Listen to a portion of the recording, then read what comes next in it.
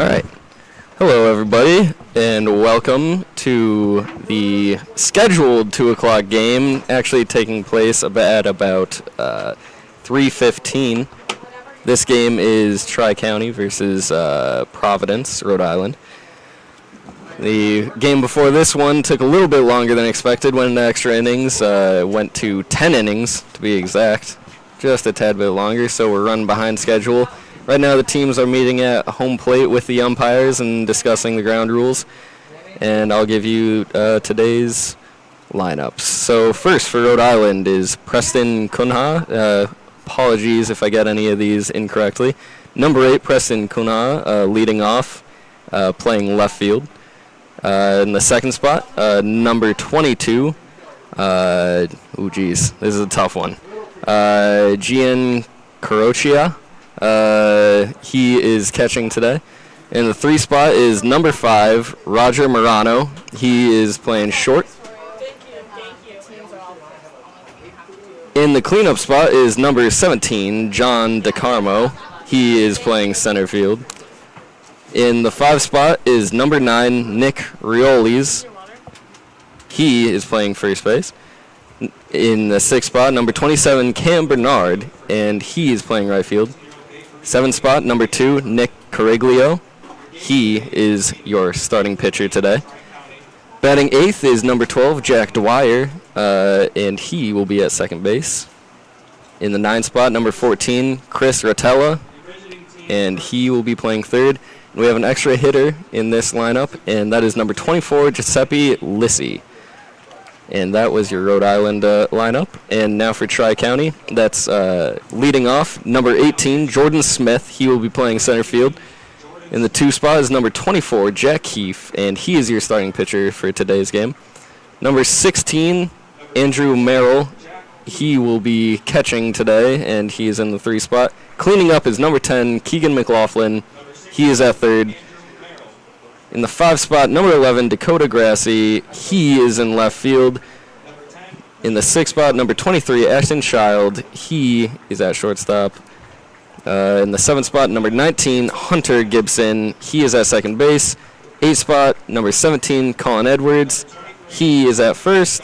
And rounding off the order is number 2, Liam Daly, and he is in right field.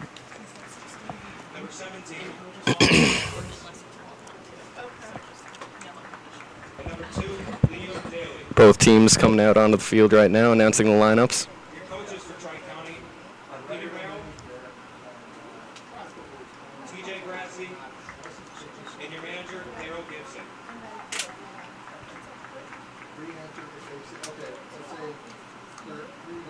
And now for your home team for Rhode Island. We thank everyone for tuning in today, and we hope it's coming in clear and well. I've been remarking all day. I've been growing up on this field at Billy Bullens Field here in Westfield, Massachusetts, and it has never been this nice. New fences, new nets, stands are beautiful, painted over. The press box that I'm in is completely redone.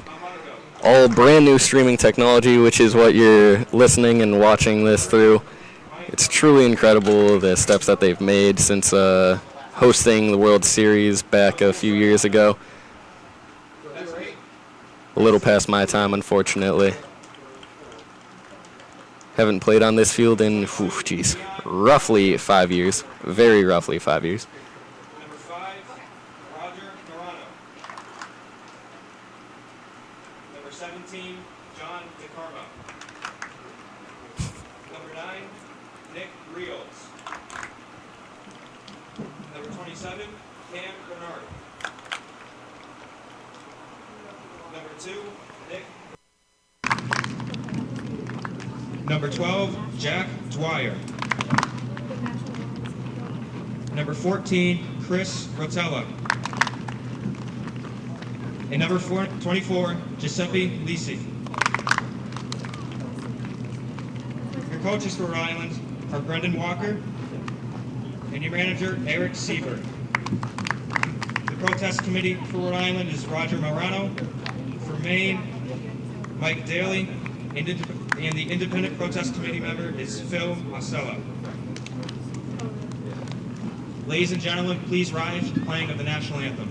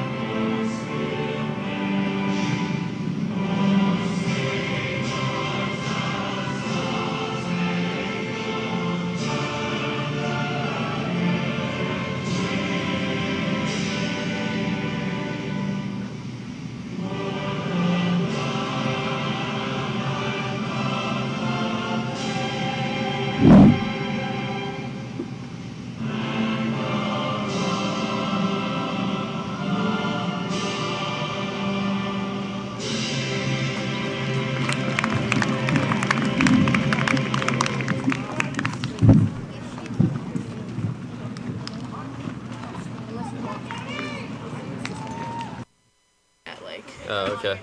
Okay. All right, you're on. Wonderful.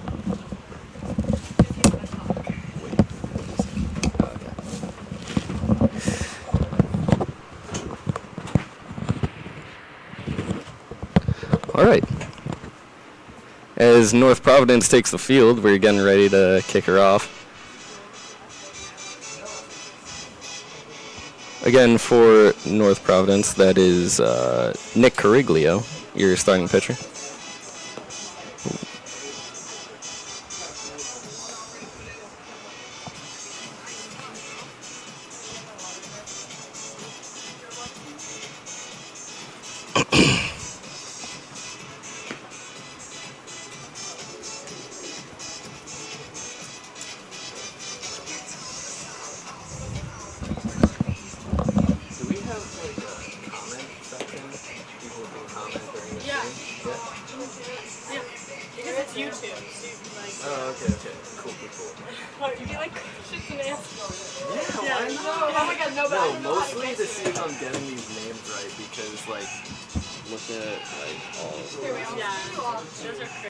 Cariglio.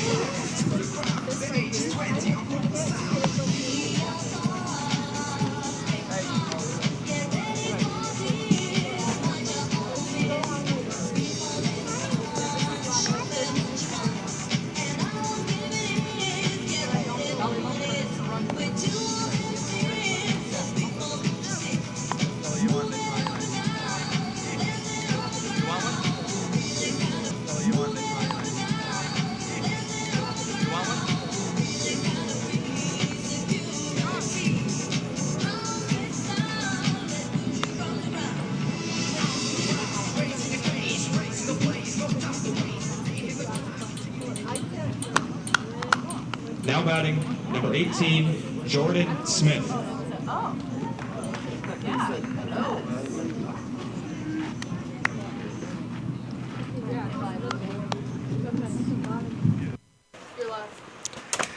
right. Here we have number 18, Jordan Smith, leading off. He's playing center field today. The pitch. In there for a strike. First pitch is at 3:24. Weather conditions, cloudy, but nice.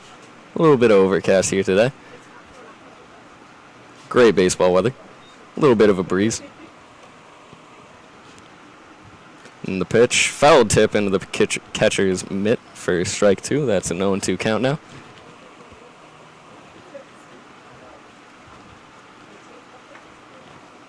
Cariglio working fast. The pitch. Ground ball up the middle. Shortstop's got it. He's on the throw. Not in time. Jordan Smith gets on with an infield single.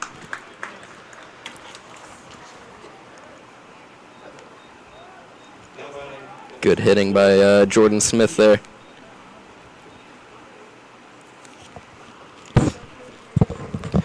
Oh, 2 count there. Had to protect the plate. Ends up getting a hit out of it. Very good, very effective. Throw over, not in time. Standing up is Jordan Smith.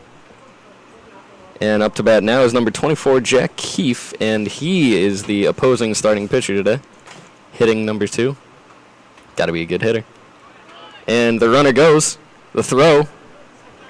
And he's safe. The throw is just a little bit short there. And that's a stolen base for Jordan Smith, his first of the day. Already being pretty productive is Jordan Smith. On an 0-2 count, he singled up the middle to a ground ball to the shortstop, actually, but got there in time. Stole second. Jack Keefe, the pitch. Fly ball in the infield, and the second baseman's got it. That's a F4 for you guys scoring at home. Up next is number 16, Andrew Merrill. Hope I'm saying that right. And he is today's catcher for Rhode Island.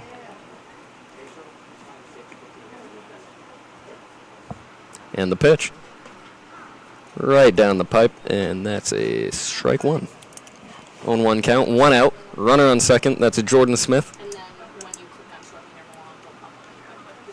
Comes to the set. And he throws over to second, not in time. Jordan Smith is back in with a lazy slide.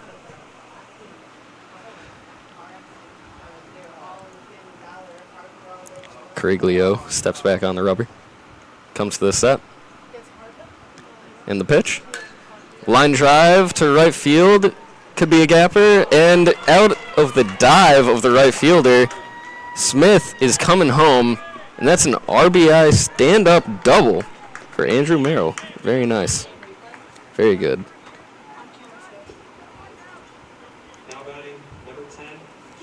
Very good piece of hitting right there. Just out of the reach of the dive of the right fielder. It was a great attempt, though. Good hustle. Leaving it all out on the field, of course, which you have to do. In the cleanup spot now is number 10, Keegan McLaughlin. And he's your third baseman today. I was watching him during warm-ups. The kid's got a cannon, not going to lie. Got a very good arm. First pitch is in the dirt for ball 1. Number 10, rocking the high socks. I like it. Kind of a vintage look. Ooh, throw over to second. And, not Smith, Merrill, rather, is back in sliding. Good attempt, though. 1-0 count, 1 out, runner on second. He comes to the set. The pitch. Ball inside. It's a 2-0 count on McLaughlin. Looks back at the dugout, at the coaches. Gives a little waves to the fans. No, I'm just kidding. The pitch. And that's strike 1 on McLaughlin. That's a 2-1 count.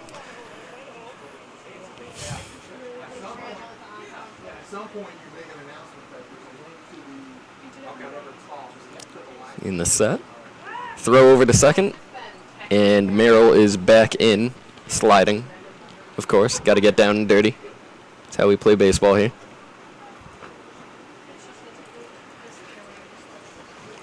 Getting the sign. Comes to the set. And the pitch. In the dirt. Gets past the catcher, though. The runner gets to third. Takes an aggressive turn. It's going to be ball 3. Merrill advances on a wild pitch.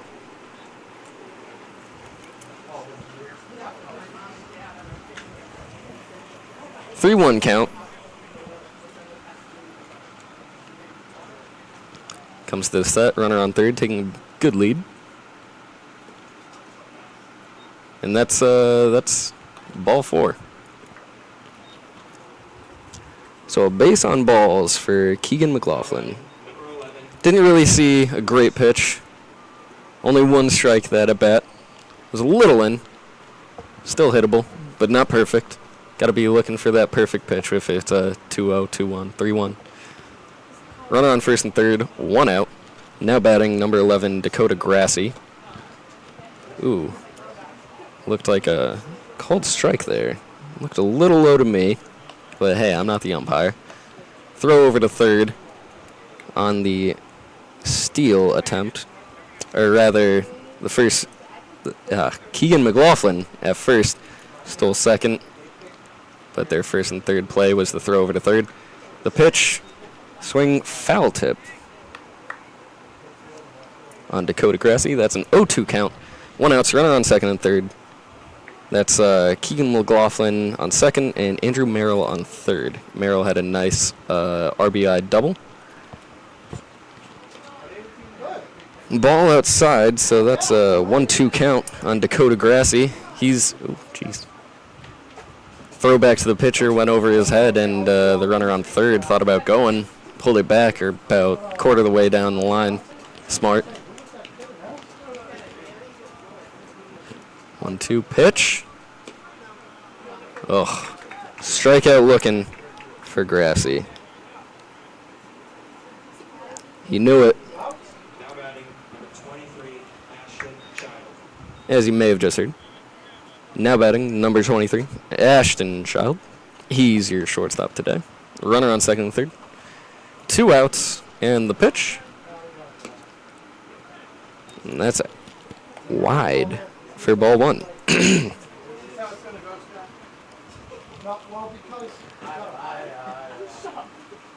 The 0-1 pitch.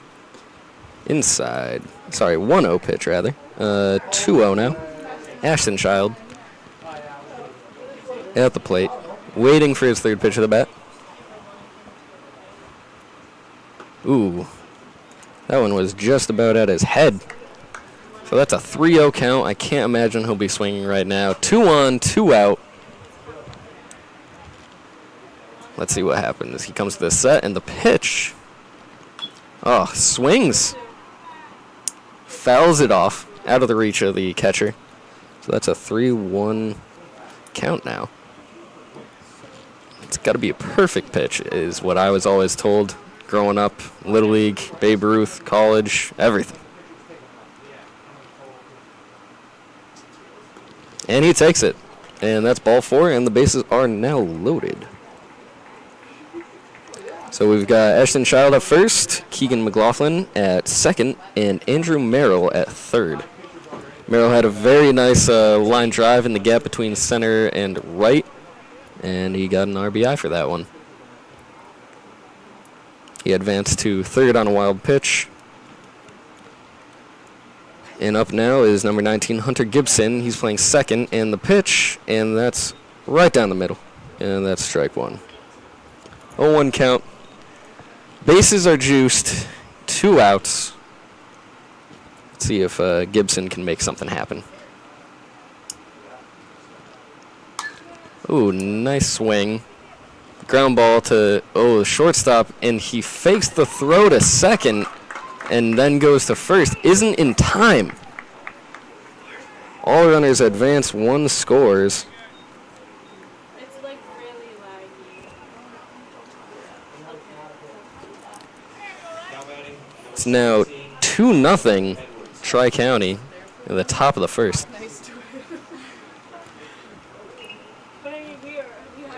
That's Tri-County, Maine. Okay, well, that's like 30 seconds behind, so see when it gets. All right. Ball 1. First pitch on number 17, Colin Edwards. He is the first baseman for Tri-County, Maine. Tri-County, Maine off to a early and effective start, scoring 2 already in the top of the first. And that was a ball that's now a 2-0 count with runners on all bases yet again and 2 outs. And that's a strike, lower part of the plate. 2-1 count now. Bases loaded, 2 outs. for Colin Edwards. Ball inside. 3-1 count. Said it once, I'll say it again. It has to be perfect to take a hack at it. Pop onto your computer. Let's see what happens. Comes to the set. And the pitch is coming. Ooh, strike, full count on Colin Edwards. Let's see if Cariglio can get out of this one with minimal damage.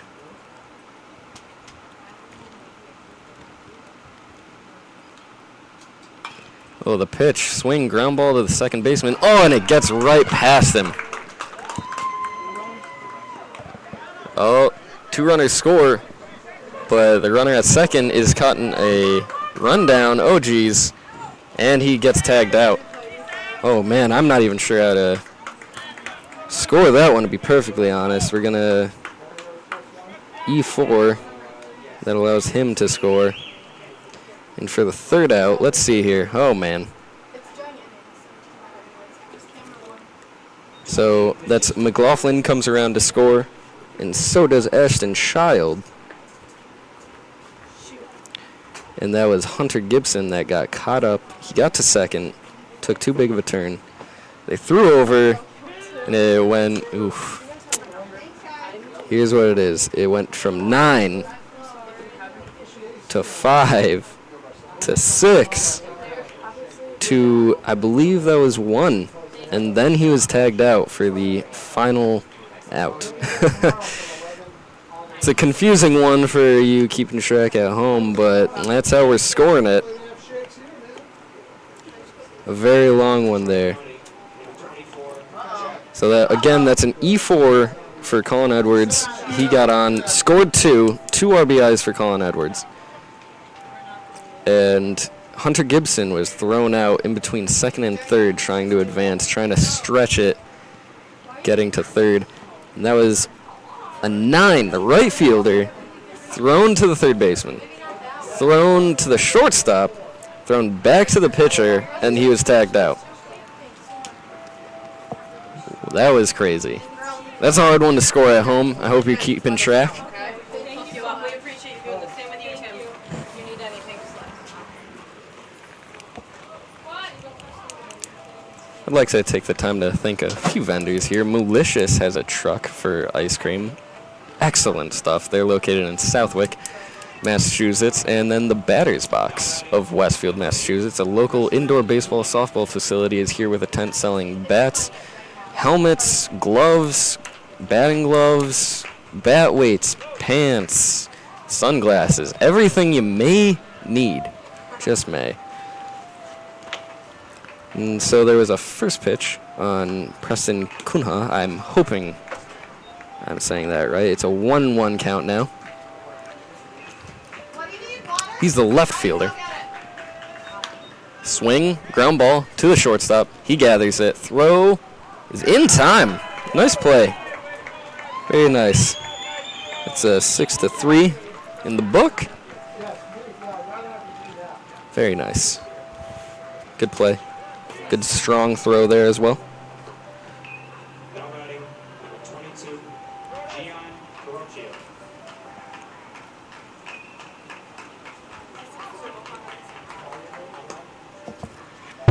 First pitch. Outside for a ball. Against number 22. Ah, jeez.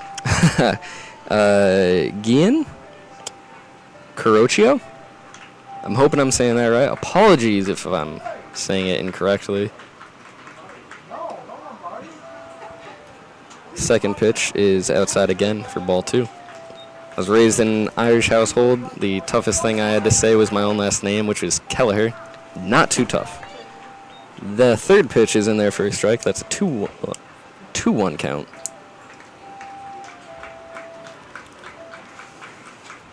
Oh, swing and a miss. 2-2 count. Number 22. He is the catcher today for Providence. Fouls it off, staying alive.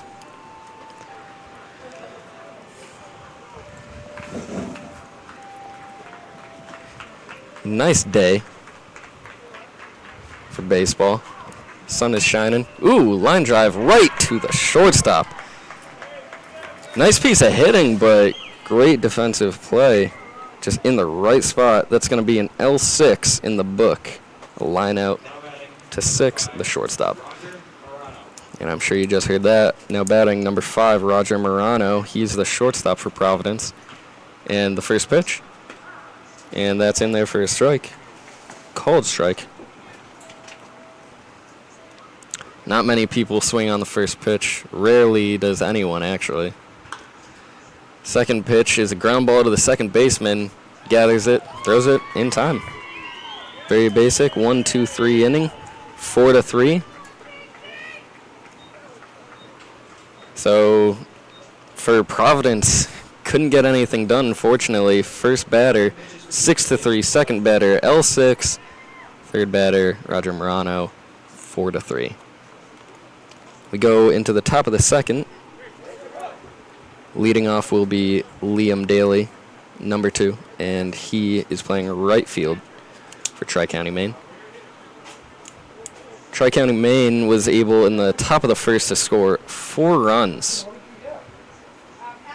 4 runs on 3 hits, an error, and 2 walks.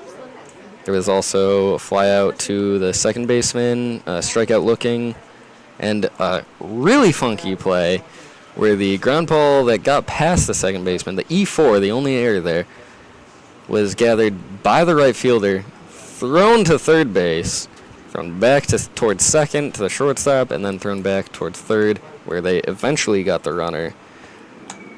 Very complicated. 9-5-6-1 is what I scored it as. Not totally sure if that's right, but I am almost positive.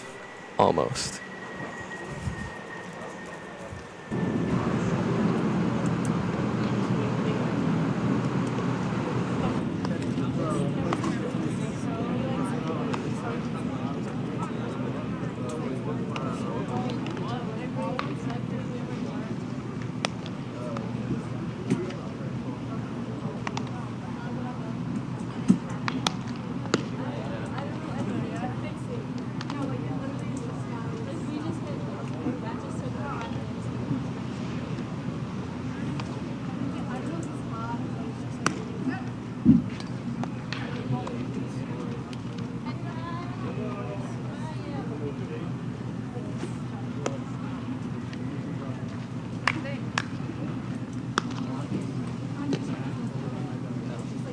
Now batting, number 2, Liam Daly.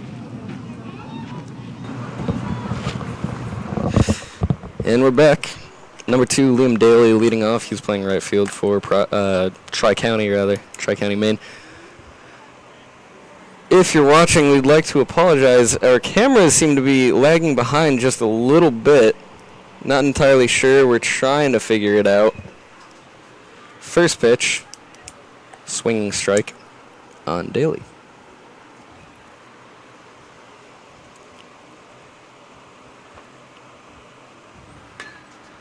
Third pitch. Second, rather. Foul ball, and that'll be a strike. 0-2 count on Daly, leading off the top of the second. Cariglio still in. Grabs the rosin bag. Jeez, they have a rosin bag. I'm currently 21. I don't think at any point in my career did I ever have a rosin bag for pitching, even any tournament. And that they're going to say that hit Liam Daly. Looks like it got him in the knee or calf, roughly. He's at first. They call timeout. He's bending over right now. Walking it off. Trying to, at least.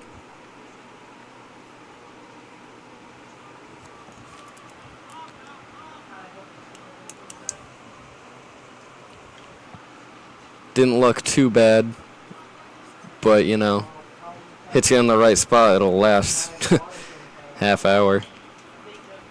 Can be rough. First pitch, swinging, and it's a foul ball behind the first base dugout. Sorry about that. So that's no one count on number 18, Jordan Smith now. He's the center fielder. At first, they throw over. And he's safe, sliding in. I always felt bad, honestly. As a pitcher, throwing over after I just hit a guy, it's almost like adding insult to injury. And this pitch, the swing to the shortstop, turns to second, gets one, and not in time at first. That's a fielder's choice, 6-4.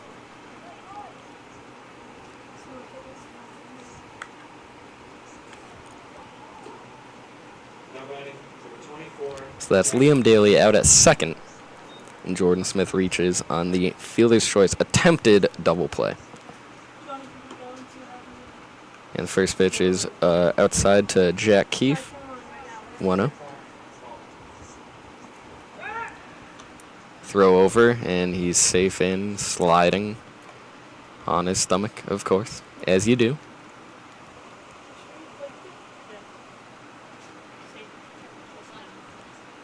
Oh, and he's stealing. Ball is in the dirt. Ooh, no throw. 2-0 count. So Jordan Smith takes second. Not sure what they're going to give him. Because there's no throw, typically that's a defensive indifference, a DI on the advance. No stolen base. That one was in the dirt. It's a 3-0 count, 1 out, runner on second for Tri-County, Maine. And the pitch. It's going to be high for ball 4.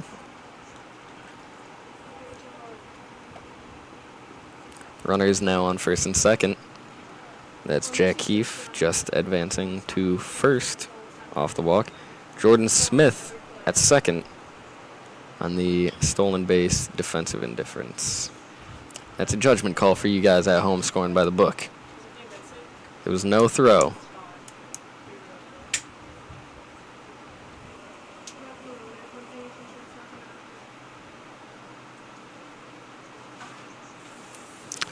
And on the play before that, Liam Daly was on first, but Jordan Smith batted into almost a double play, but it ends up being a fielder's choice, 6-4. So FC 6-4. Now up is number 16, Andrew Merrill. First one is in there for a strike. Cariglio looking just a little wild, unfortunately. He's got good speed. Ball. If he could narrow it in there, I think he would be extremely successful. He looks good. That one's in for a strike. Very nice. That's one of a few perfect pitches. Low and inside, hitting that corner. 1-2 count. Runners on second or first and second. Swing. Fell it off. Again, that's 1-2, 1 out. Runners on first and second.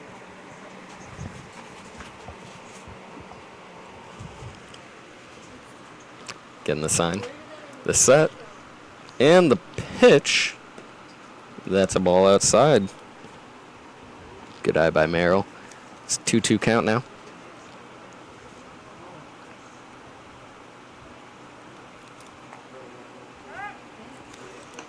Throw over to second, and he's in safe, sliding. They do not like Jordan Smith, apparently. Thrown over about 3 or 4 times since he's been on base. Rightfully so, though. In the first, he had a stolen base. Looked really quick. Can't say I blame him. Ball is low in the dirt. Ooh. Oh! Runner at second advances to third. Not sure. No argument. The batter accidentally stepped on the ball, which kind of interfered with the catcher's ability to gather it and throw over. That does go in as a stolen base, though. His second of the day, Jordan Smith's second of the day. Runner at first goes. The swing. Fly ball just over the shortstop. Smith goes home. And he scores. Nice piece of hitting.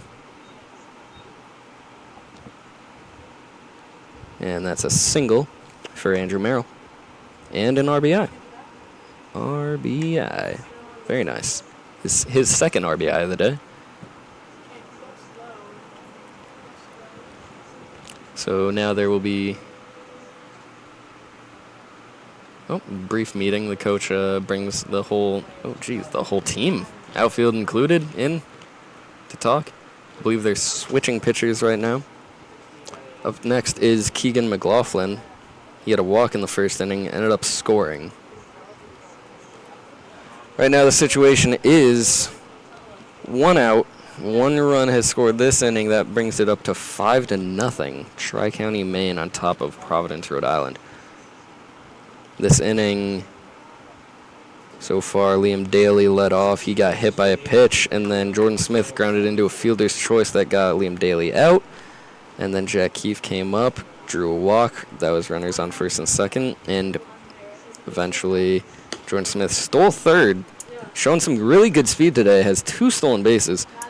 And then Merrill comes out, hits a single, drives in Jordan Smith for the 5th run of the day. And Jack Keefe advances to second.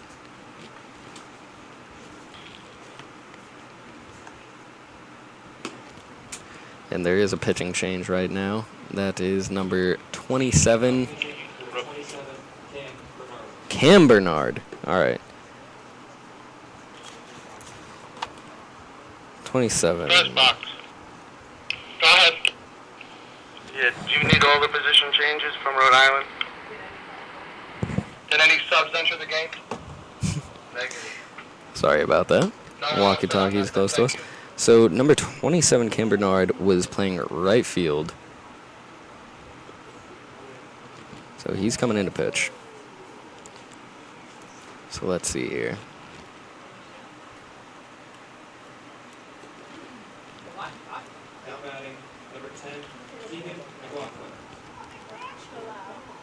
So they moved Dwyer to right field, Bernard to pitching. I'm not sure where Cariglio goes. I'll get that information to you guys in a second. Runner tries stealing third, and the throw down, and he gets him. Cariglio went to third, by the way, defensively. So the runner at first advances to second, but the runner at second gets caught stealing. Jordan Keefe caught stealing for the second out of the inning. Up is Keegan McLaughlin. 2-0 count. Apologies for falling behind in the count. Trying to figure out these subs.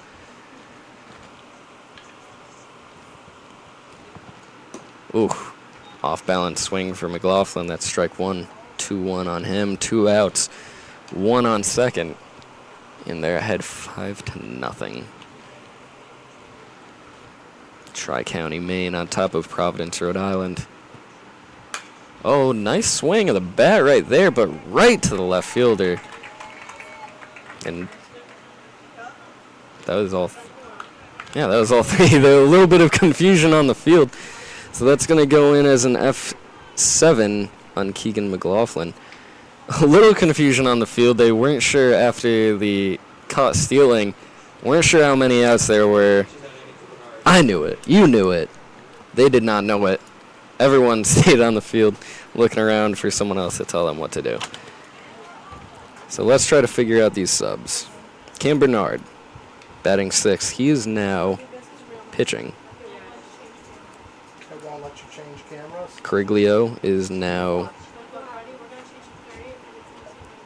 at third. Chris Rotella. That's the only thing I don't have.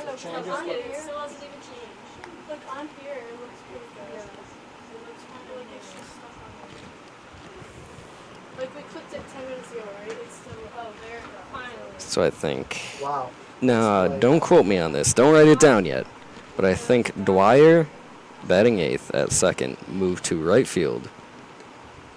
And Rotella, who's at third, batting 9th, number 14, was moved to second. Don't quote me on that. I'll figure that out in just a second. And I'll get back to you.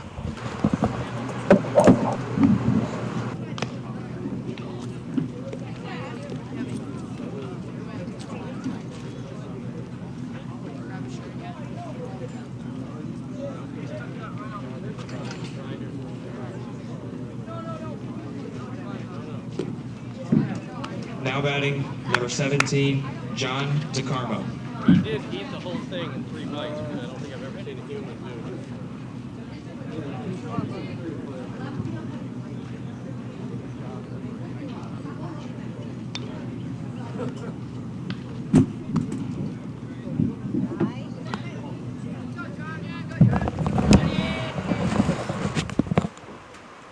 Up to bat is number 17. He drives it in the gap to right center. Right fielder ranges over and gets it. Very nice pitch, or piece of hitting rather, but able to make the catch with the right fielder. Sorry about the lateness. I was trying to figure out the subs. No one has told us yet, unfortunately, but we'll try and get that to you next inning. Up now is number 9, Nick Reels. First pitch inside for ball 1. Working fast is the pitcher. Swing and a miss on Reels? Apologies yet again. I'm terrible with names. Try meeting someone who isn't these days, honestly.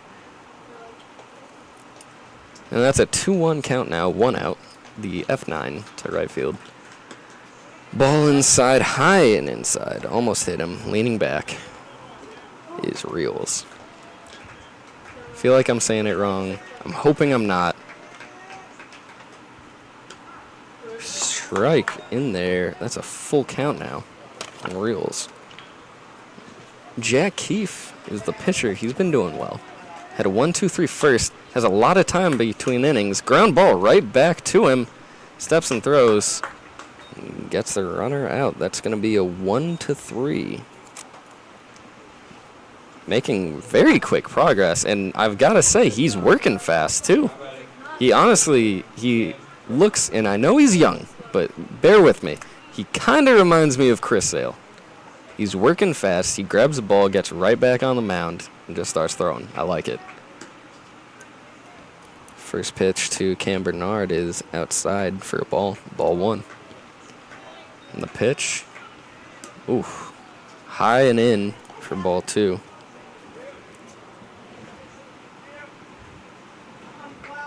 Ooh. Ball 3. High. Jeez, I think I jinxed him. Sorry, Jack Keefe. Cam Bernard with a high leg kick. I don't hate it, but it's different. Fourth pitch right down the middle. 3-1 count. 2 outs. No one on. The big leg kick from Bernard rather. That's a nice drive to center field. Center fielder comes in at first, but then gets back for the grab.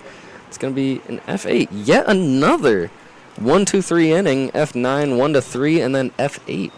Very good pitching by Jack Keefe. Gets Cam Bernard out to end the second. Going into the third will be Dakota Grassi up, then Ashton Child and Hunter Gibson. Tri-County, Maine. Tri-County, Maine currently leading 5-0. Thanks for tuning in.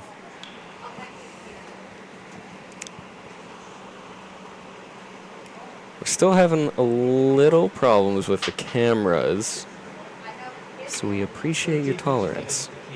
Making a total of 24.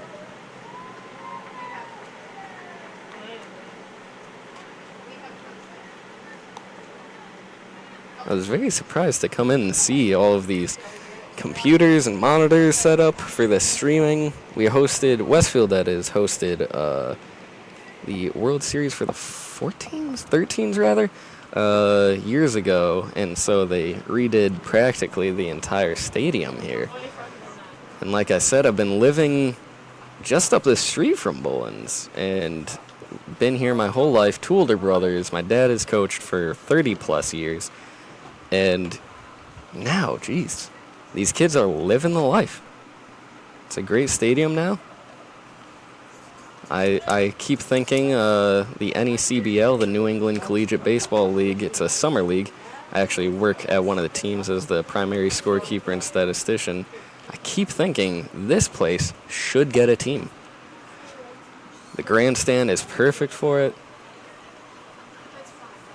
But right now, I think it'll do the job for hosting the 2017 13-year-old Babe Ruth All-Star Regional Tournament. That's a mouthful, and I'm working on an acronym. A few rough drafts, but I'm not sure on it yet. Up now is Dakota Grassy, number 11, playing left field. The pitch, strike on the inside part of the plate. Dakota Grassy turning. Out of the way. Bernard. Pitch. Ooh. High pitch, but he gets him swinging. Very nice. Very nice pitch. It's 0-2 count on Grassy. And the pitch. And he lines it to left field in for a single. Nice piece of hitting. This Tri-County Maine team is excellent with 2 strikes. Gotta say.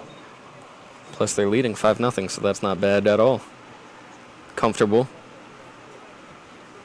Not necessarily for Rhode Island, but still. Up now is Ashton Child. The first pitch, very high for ball 1.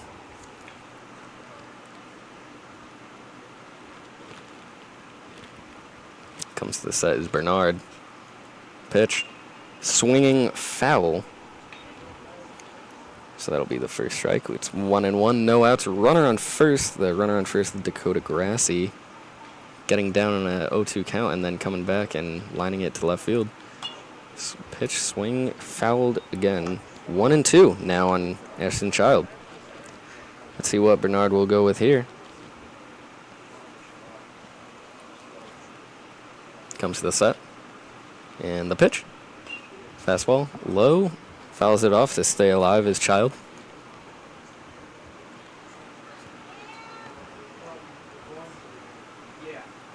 Bernard steps off.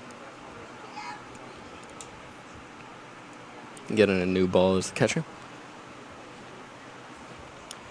It's a hot one here, but it's something I would definitely love to play in, to be perfectly honest.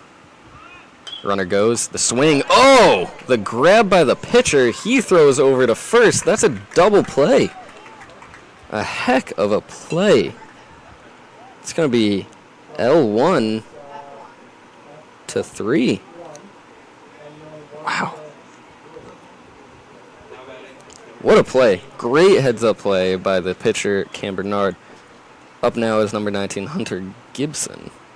Gosh, that was a great play. Really nice. First pitch is a ball high on Gibson. Very heads up. Pitch. Lower part of the plate, but for a strike. That was great. And the way that Bernard pitches, once he finishes, he's in that ready position like he's supposed to be. And that's how he was able to make that grab. And that's strike 2 on Gibson. 1-2 count, 2 outs. No one on now after that great heads-up double play by Bernard. Ball high, 2-2.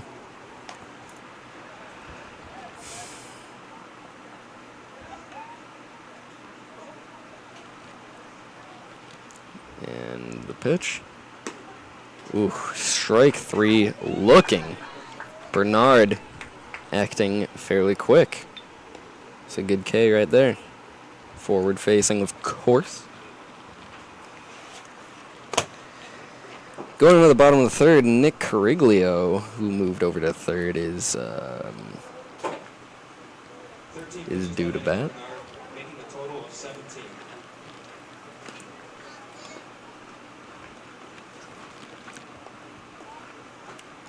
I believe Keefe is still out there. Let's see. Yep, yes he is. Keefe is interesting. He works very fast. He's been very effective so far. 1, 2, 3 innings in the first and the second. We're in the third. But he almost has a sidearm kind of arm slot. And I can't help but wonder if that's why the batters just can't seem to get anything going against him. Seeing a different arm slot, especially at such a young age, is a very tough thing to adjust. We faced a couple of sidearm pitchers in high school, and I mean, of course, I hit them well. Of course. But the rest of my team, not quite. That's not true. I probably struck out.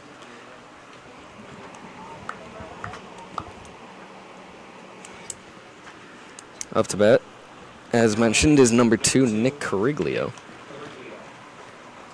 Cariglio hasn't had an at-bat yet today. He was the starting pitcher. He moved over to third. First pitch, swinging strike, 0-1.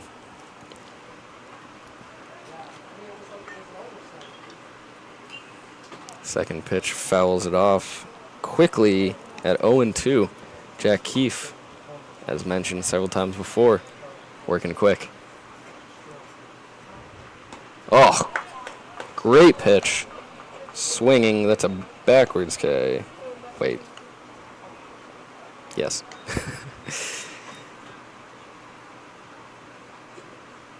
Now batting, number 12, Jack Dwyer.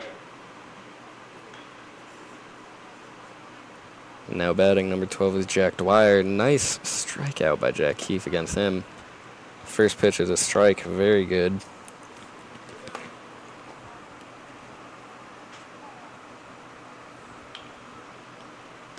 Next pitch, low in the dirt. It's ball 1.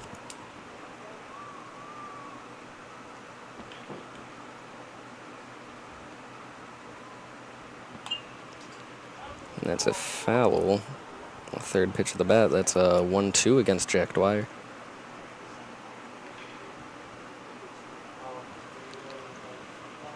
Working quickly, of course, is Jack Keefe. And time is called as he is stepping into the rubber.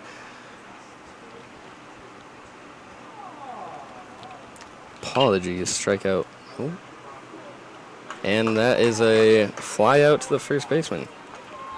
It's going to be an F3. Now up is number 14, Chris Rotella. Now batting, number 14, Chris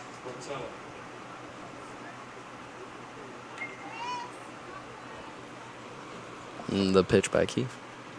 First pitch is high for ball 1 against Chris Rotella. Keefe looking to remain perfect. Oh, dribbler over to third. McLaughlin grabs it, fires over, gets him. No problem, 5-3 on that one. Through 3 innings, it's 5-0. Tri-County, Maine. Jack Keefe, their starting pitcher, has been perfect this far. First inning, 6-3. L6, 4-3. Second inning, F9, 1-3. F8. Third inning, strikeout swinging, F3 and 5-3. Perfect through today. Perfect game, no hitter. I'm excited to see where this could go for Jack Keefe. I know I jokingly made a reference to him looking like Chris Sale, but geez, right now, who can argue that? Bernard back on the hill.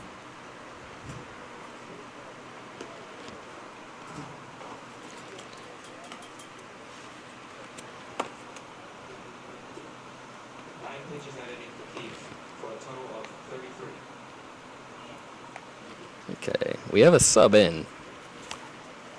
Dominic Marzilli is now at third. Just making sure I got everything else correct right now. Let's see here. 5, so he's still at short.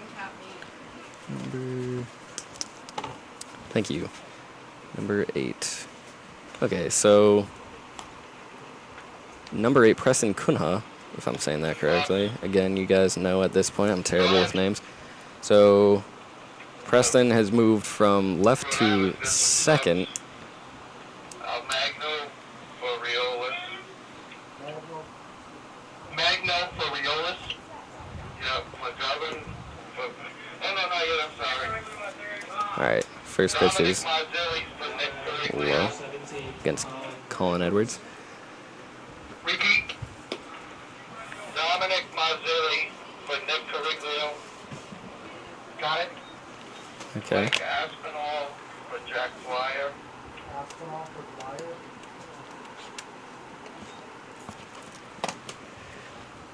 Got it? Sorry, trying to listen to these subs. It's a 2-1 count on Colin Edwards right now. And the pitch. Low in the dirt. Kelly for Rotella. 3-1 count against Colin Edwards. Got it, we are good. In case you couldn't hear, Dominic Marzilli came into third in place of Nick Cariglio, the starting pitcher that moved to third. Subs for Rhode Island. 50. Yep, number 50 Went in for number Cariglio. 2. Yep. 3 went in for 12. And where is he? 3 is at position 4. Second Okay. base. All right. And Awesome. then 11 went in for 14 at third base. Now batting, number 2. Great. But Liam it's not Daly. right because they moved people around in the infield and didn't tell us like 50's at third right now. Okay. Thank you. Sorry about that, folks. I hope you could hear it. And that was a strikeout for Edwards. First pitch. Looked outside for ball 1 against Liam Daly. Number 2. Playing right field. Yet another ball against Daly. Trying to catch up now. All right. And the pitch by Bernard. Oof. Strike 1. Low part of the zone.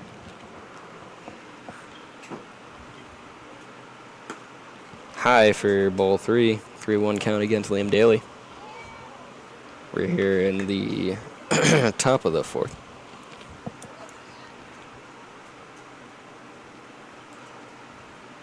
And the pitch by Bernard. High again. That's a walk for Liam Daly. Up now is number 18, Jordan Smith. Now batting, number 18, Jordan Smith.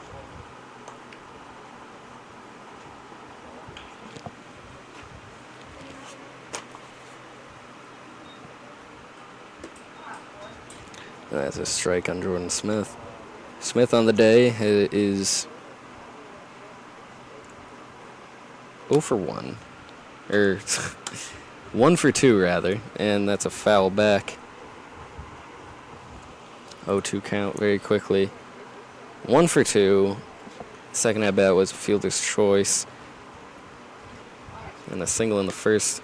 Stolen bases on both of them. He strikes out swinging.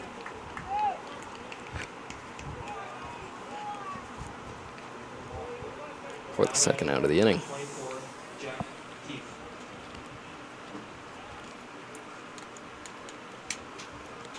Jack Keefe, your star-studded starting pitcher, takes a ball high and outside.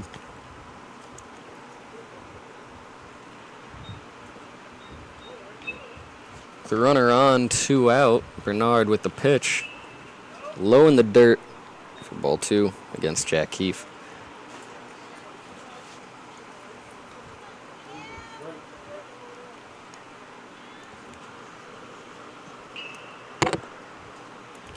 Low again. Ball 3 against Jack Keefe. 3-0 against the opposing starting pitcher. I think they might be scared of him. What can't this kid do, I'm sure, is what they're wondering.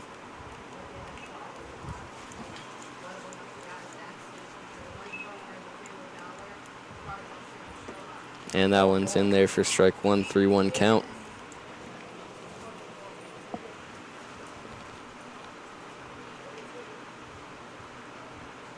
In the set, Bernard with the pitch.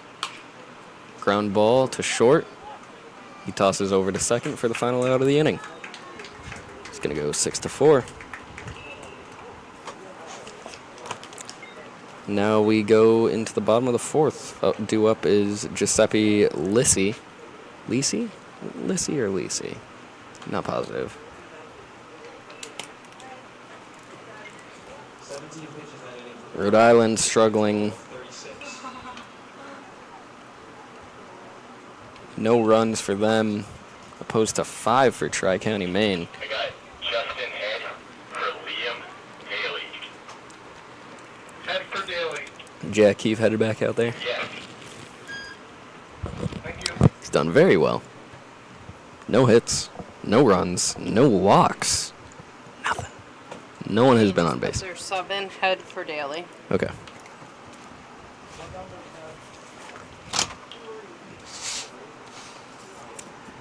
So Justin Head went in for Liam Daly.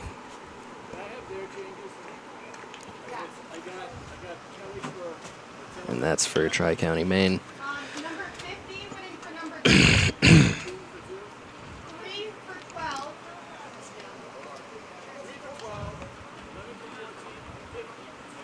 50 for 2. I do not envy the regular scorekeepers for these games. 4, roughly. 1, 2, 3, 4, and then 5 on the other side. 5 substitutions so far between both teams. 4 for one and 1 for the other. 4 for Rhode Island. So right now, up to bat is Giuseppe Lisi. Lisi? Say Lisi. Ball inside. I like his first name, though. You don't see a lot of Giuseppes anymore, but I like it. I'm digging it. And that's a strike on the outside part of the plate. That's 1-1 against Giuseppe.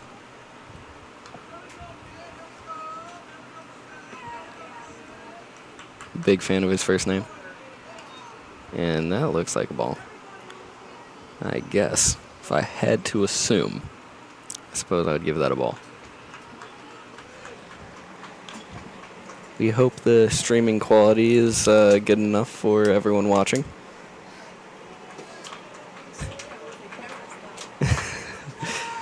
Ground ball to the third baseman, McLaughlin, with a throw, and he gets him. It's a 5-3 for the first out of the inning against Giuseppe Lisi. Up now, Preston Kunha, who moved from left field, rather, to second base. Number 8, great number, Carl Yastrzemski, one of my favorite all-time Red Sox players. And the pitch, high and inside. And that's ball 1. Gotta love Yaz. Ooh, nice swing. Wow. In the no-hitter and perfect game, broken up here in the 4th inning with a single straight up the middle from Preston Kunha. I'm talking about his number, talking about Carl Yastrzemski, one of the greatest hitters of all time, and he gets a single up the middle. Coincidence? I think not. I think he heard it. Got very motivated, I'm sure. And he's stealing now. Throw down. Just a little wide, and he gets the stolen base as well. Channeling his inner spirit of Yaz. Granted, Yaz wasn't really known for stealing bases, rather.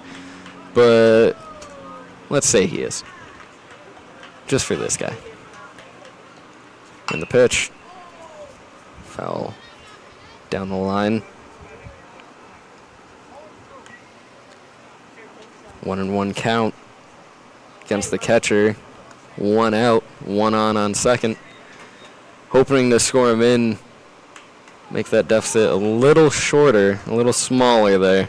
It's a tough one to get over. 5 runs, that's big.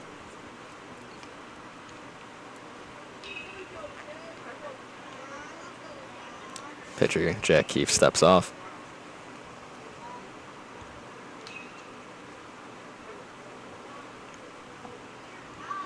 And the pitch is high. 2-1 count now. Or 2-2? Me and the scoreboard operator are in a fight. I think he's just trying to defy me. Ball low. Go ahead. What is this pitch count? He's at 36. He had 4 the second inning, 13 the third. Swing driven to right field. Could be trouble. Oh, and he dove for it, but hits him in the glove. Runner advances to third, but no further. I'm gonna give that a single. That's a tough one to make. Gonna give that a single.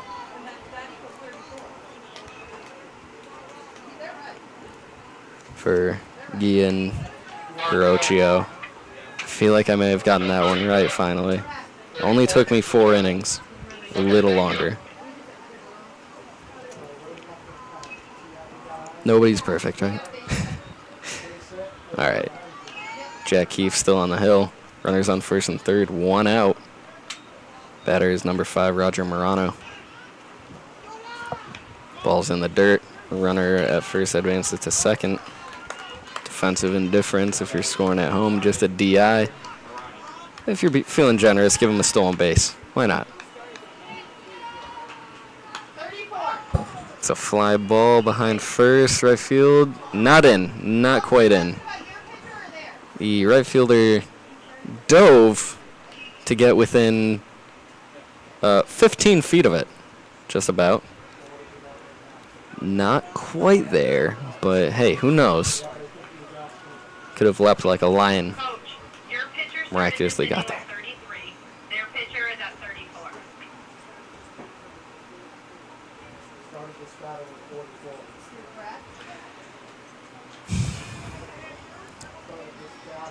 34. And the right fielder had to tie his shoe.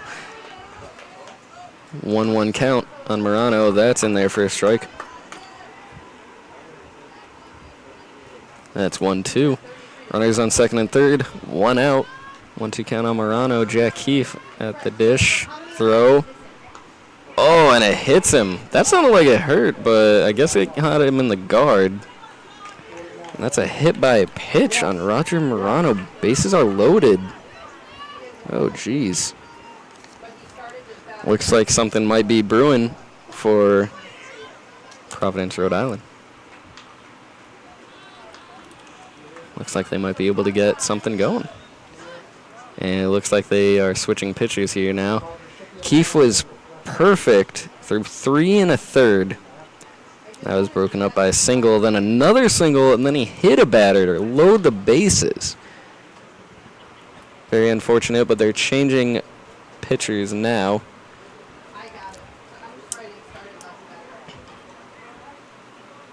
Keefe. I believe Keefe is staying in the game. I believe he's going to left field. And that he is, so Keefe will be moving from, let's see here. Keefe will be moving from 1 to 7. And who do we have now? Most likely left fielder Dakota Grassi. I believe I saw 11 on his back. Yes, I did. That is Dakota Grassi now pitching. Yet again, Dakota Grassi moved from left field to pitcher. And Jack Keefe, the starting pitcher, moved from pitching to left field. The old switcheroo. Not necessarily a close game right now, but it could be very quickly. Bases loaded, 1 out. Grassi warming up, 5-0. Again, bases loaded. That deficit could be closed very, very quickly. Not saying I want it to, but it would make it interesting, certainly. And you never do know with baseball. Can't make this stuff up, as Spike Lee once said. Now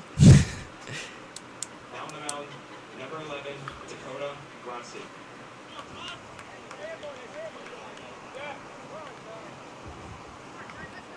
Now batting number 17, John DeCarmo. He's the center fielder.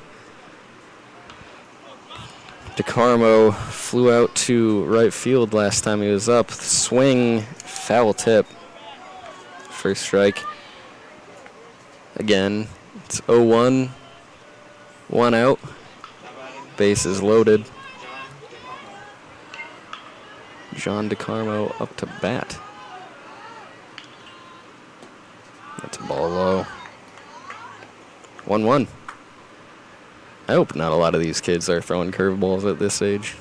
Could ruin your arm. I have a bad feeling they are, but that's another ball inside, 2-1.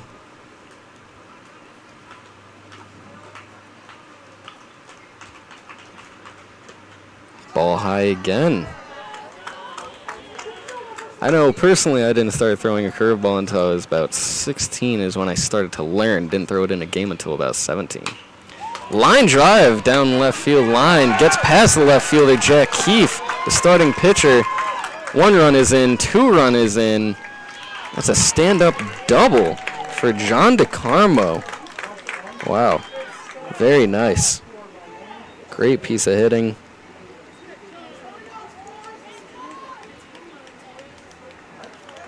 Two-run score. Now it's runners on second and third on that double by John DeCarmo. 5-2 now. As I just said, closing that gap could be pretty big. Oh, catches it in the air. Wow, double play. Wow. So batting for Nick Rioles is number 7, CJ Almagno.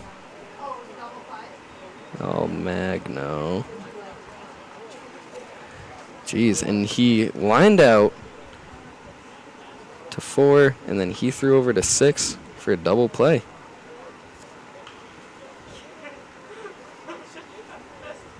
Ooh. Heck of a play. Very good.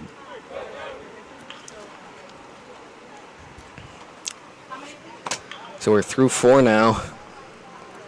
Gap has closed just a little bit. 3-run lead. Tri-County, Maine over Providence, Rhode Island, 5-2. Going into the 5th inning, due up is Andrew Merrill, Keegan McLaughlin, Dakota Grassi. Hello. Oh, geez. I look terrible.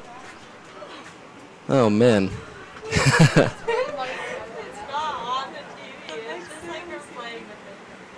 Oh, they're playing with the cameras. They had me on one of the screens.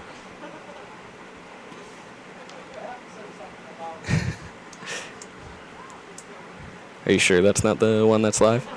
Are you sure? Okay. I'll believe you.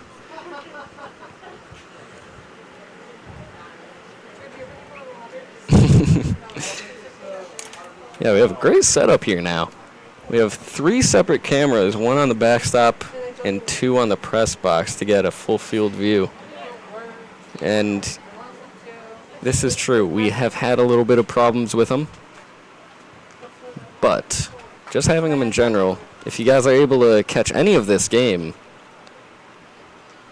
which I hope you are, I hope people are listening, I think it makes it worth it. And hopefully long term we'll be able to fix this problem, make it even more worth it.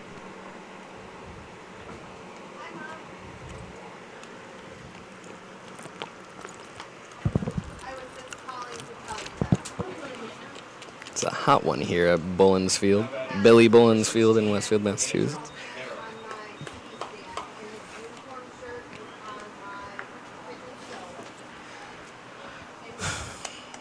Up to bat is number 16, Andrew Merrill, in the 5th inning. First pitch is outside for a ball.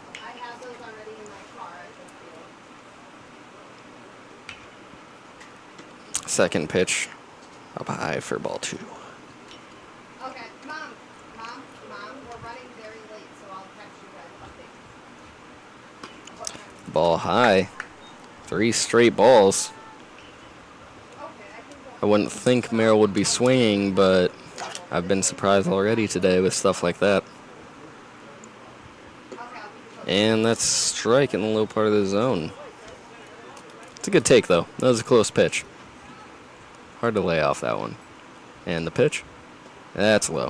And that's ball 4 for Andrew Merrill. Merrill draws a walk for the first at-bat of the 5th inning. Again, the score is Tri-County, Maine 5, North Providence, Rhode Island 2, 5-2. Favor of Tri-County, Maine. Throw over to first. Safe in there sliding. First baseman holds the tag.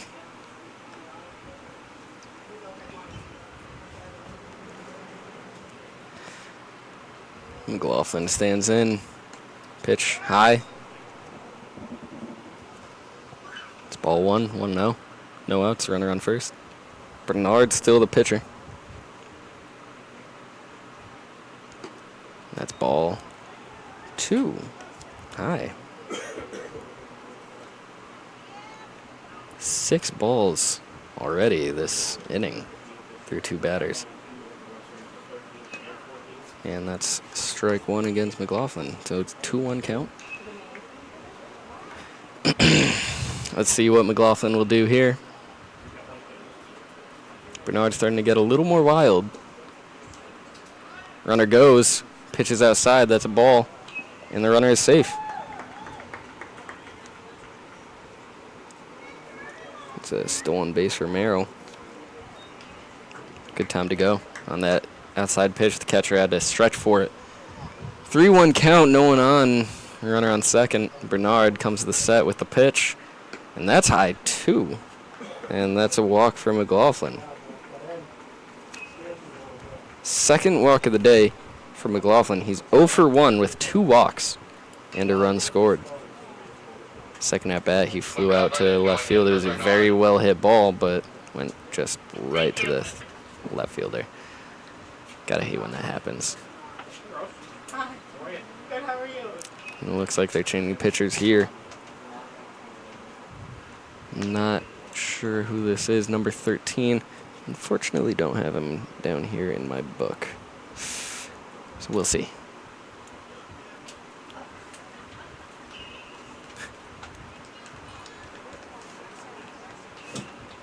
Maine.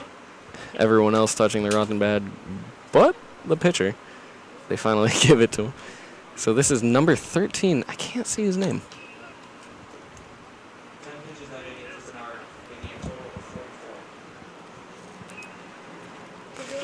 Go ahead. All right. McGovern for Bernard for Rhode Island. All right, that's McGovern coming in. I'll try to get a last name.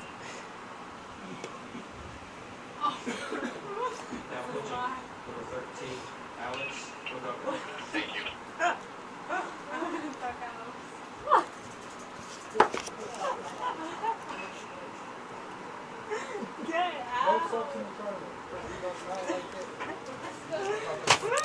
Now pitching, I don't know, Mr. McGovern, I guess.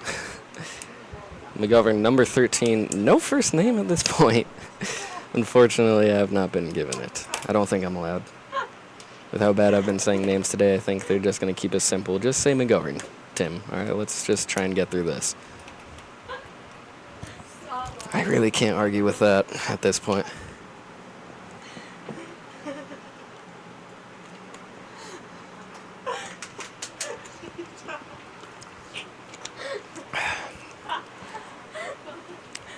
McGovern taking his time. A few warm-ups. Do you want to wait and let's Yeah, sure. do? Ready? Is this the live one? Yeah. Oh, geez. Let's see. You're going to get a look inside the booth. No, we can't. Hello. I am Tim Kelleher, your broadcaster.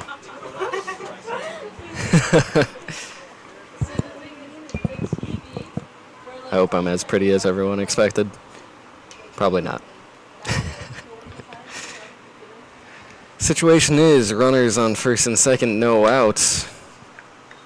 Number 11, Dakota Grassi, up there, takes a pitch for a called strike. Now pitching is McGovern, number 13, in place of Bernard. Cam Bernard comes to set. Pitch in the dirt. 1-1 against Grassi. Grassi today is 1 for 2 with a single and a strikeout in the first inning.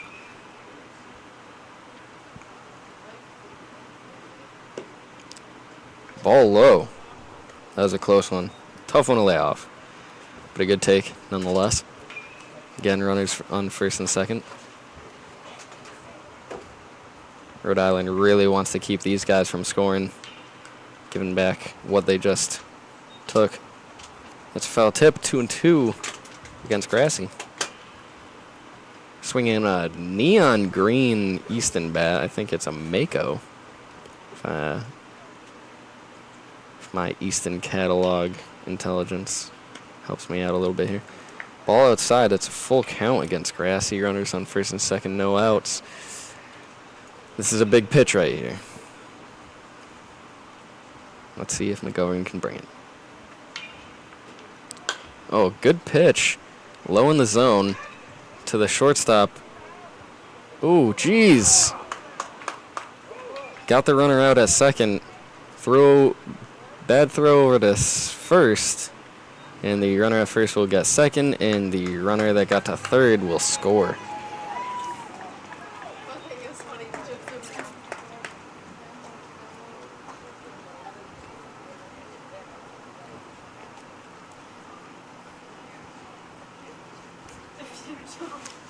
That's a fielder's choice, 6-4 to get Keegan McLaughlin out for the first out of the inning, and then an error on the second baseman. Well, it's an infield the fielder's choice for Grassy getting on first, and then the throwing error is what got him to second. So he's on second now. Up now is 23, Ashton Child. And he swung and fouled one off for a foul for strike one. McGovern coming to set in the pitch. Ball just a little low.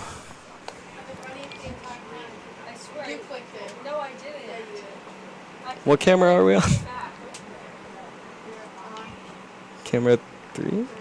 Okay. Behind the backstop. That's a good view. I like that. And that's a ball for the count to go to 2-1.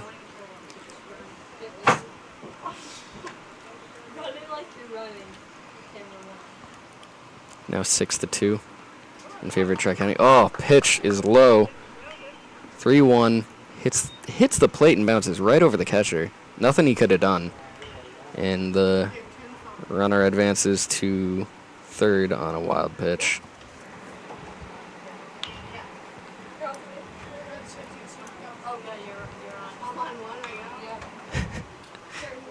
Still trying to figure out the cameras.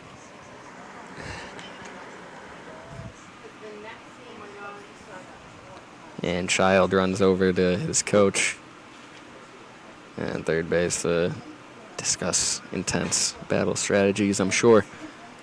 Trying to get this runner on third to come home.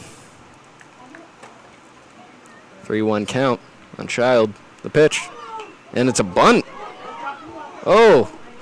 Pitcher gets it. Tagged out at the plate. Great play by the pitcher. Wow. Very nice. So that's a fielder's choice, 1-2. Child gets on.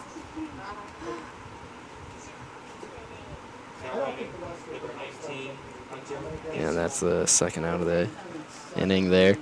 Child on first. That's the only base runner. The run did not score. 2 outs. Score remains 6-2. Tri-County Maine is ahead. They hopped on this team really quick. Runner at first goes. The pitch is low for a ball on Hunter Gibson. Just want to make sure I have the right person. Yep, Hunter Gibson. And catcher bobbled the ball. Ashton Child gets second safely and with no problems. The pitch low again, ball 2.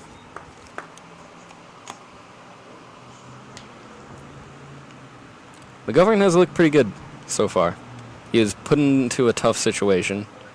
Ooh, very slight movement. He almost balked there. Pitch goes in for a strike called on Hunter Gibson.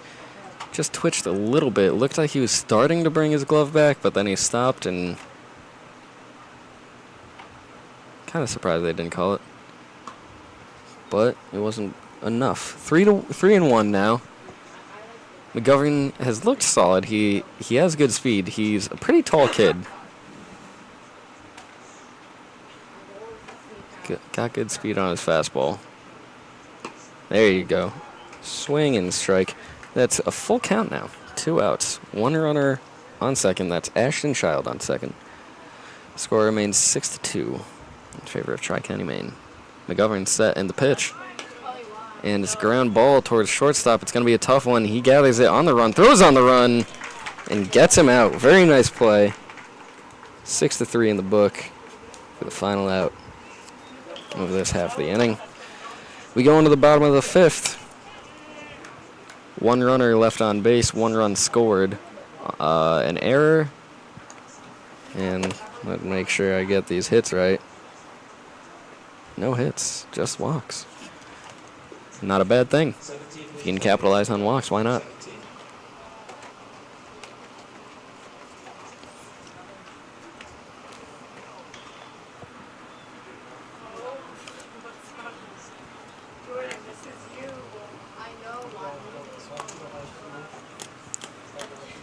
As Tri-County takes the field again.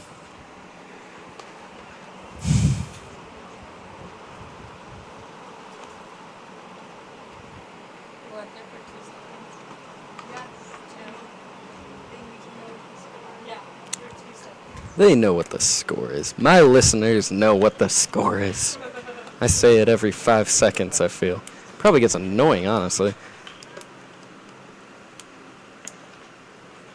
Score is 6-2 in favor of Tri-County, going into the bottom of the 5th. Solid game so far, despite the big lead earlier, initially 5-0. Until North Providence, Rhode Island got a couple of runs back in the 4th to close the gap just a little bit, but not a lot. They were Tri-County, that is, was able to get another run in the top of the 5th, and now they're in the field, and McGovern is up. And first pitch, he lines it into right field very quickly. Nice single, line to right field. Very nice. Nice piece of hitting. He is that guy that swings at first pitch. I can't argue with it at all. I mean, he got a hit. Now batting number 50, Dominic Marzilli. Swing fouled back. 0-1 count. McGovern was on the way. Looks like it may have been a hit and run. I think so. Trying to get some runs back. And the pitch. Inside against Marzilli. That's ball 1. It's 1-1 count.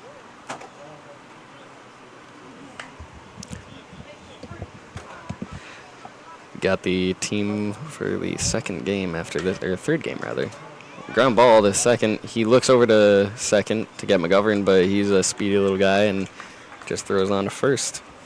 So that's a 4-3 with the runner McGovern advancing to second.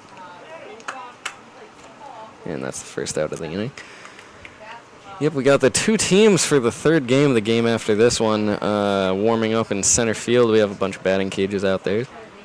And the pitch, and swing and a miss on the first pitch against Mike Aspinall.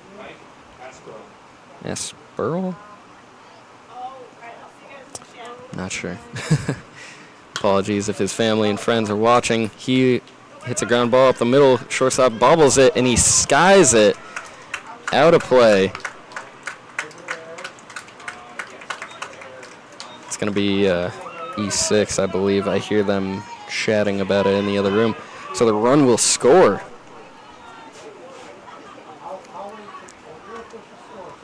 Yeah, that's a E6, but he gets the second. Jeez. I am currently doing my own book, and it looks just terrible. Kelly up. First pitch, low and away. Nathan Kelly, number 11. 1-0, 1 out, runner on second. Starting to get a little cloudier today. And the pitch, low again. Ball 2. 6-3, still in favor of Tri-County, but Providence really trying to come back late in this game. Ball 3, 3-0. Yep, Tri-County really just came out guns blazing first and second inning, getting 5 runs total, 4 in the first, 1 in the second. And that'll be ball 4 on Nate Kelly. Now up to bat, unless there's a sub. Looks like Giuseppe was not sure. Or wasn't aware that he was up. So he had to run over and grab a helmet and gloves. So now up to bat, number 24, Giuseppe Lisi. 24, Giuseppe Lisi. Good. I think I am getting that name right. Miracles do happen, people. Strike right down the middle called on Giuseppe. Just like Kevin Garnett said, anything is possible. And the pitch. Oh, strike 2 right down the middle. 0-2 count, 1 out. Runners on first and second. And he hits it. I think that may have hit the ground first, to be perfectly honest. But he hits it foul, staying alive.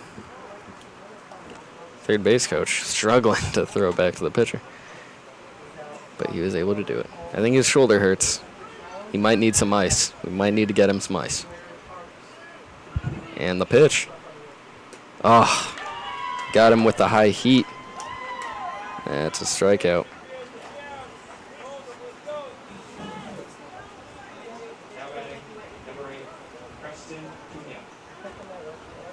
That was the second out of the inning. Now up, Preston Cunha. Cunha. One of those. And the pitch. High for first pitch ball. Against Preston. Preston so far today, 1 for 2 with single, stolen base, and a run scored.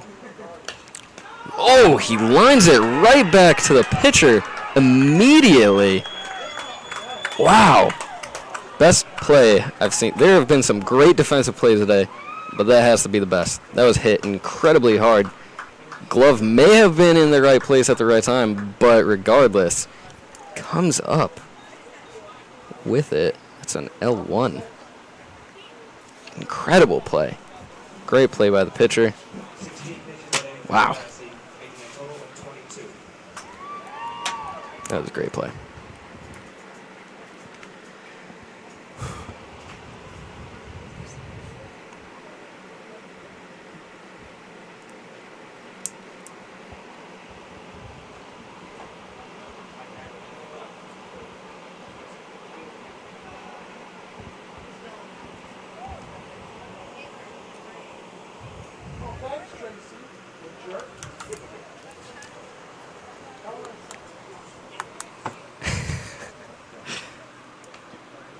Huge shout out to Better's Box employee Tori Delagastina down there at the tent. She looks like she's having the best time of her life selling apparel and merchandise. Batter's Box Westfield, located at 170 Lockhouse Road. If you take exit 3, if you get off at exit 3 rather, and the Wendy's is on your right, you take either your next right at those lights. Indoor baseball and softball facility. Very nice. I'd say the majority of Westfield baseball practices there. I know our All-Stars do. Majority of Babe Ruth, Little League does. It's a great little facility. Worth checking out, especially if one of these local teams have a day off. Rates are pretty good, especially for teams. Highly recommend it. Child is pitching for me next inning.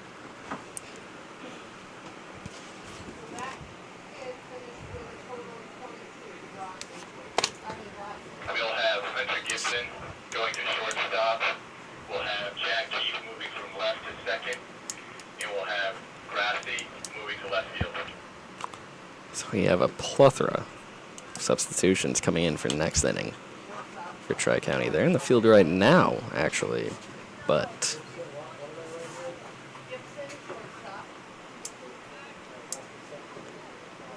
Now batting, number 17, Colin Edwards.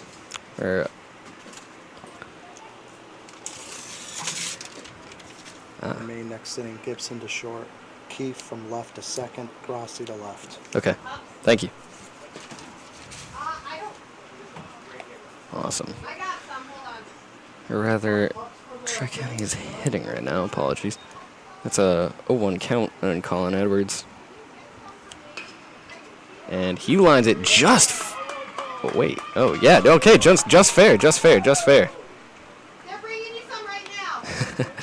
Single line drive right past the bag. Nice piece of hitting for Colin Edwards. The ump got a little confused as to where he was. I think he may have had vertigo for a second there. Started pointing foul, and then he had to switch arms, and he started going back and forth, and then eventually he did say fair. That was a fair ball. Confused kind of all of us. But he got the right call, and that's all that matters. Pitch on Heed. Ball outside. Edwards, just the second pitch of that at bat, lines it right past first base. Very nice piece.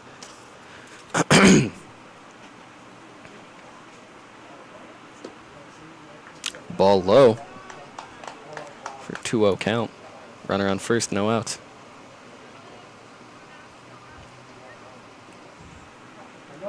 McGovern getting his pitch. Comes to the set and the pitch. Strike right down the middle. Very nice.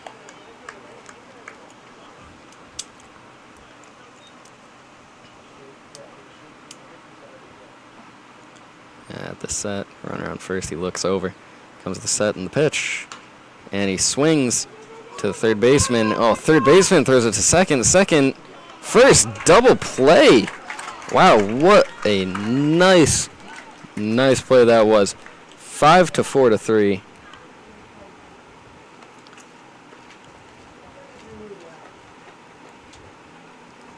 And very quickly, they're 2 down. No one out. Very nice play by the third baseman. I believe that's Dominic Marzilli. Marzilli, yes. Very nice play by him. He had to come in a little bit.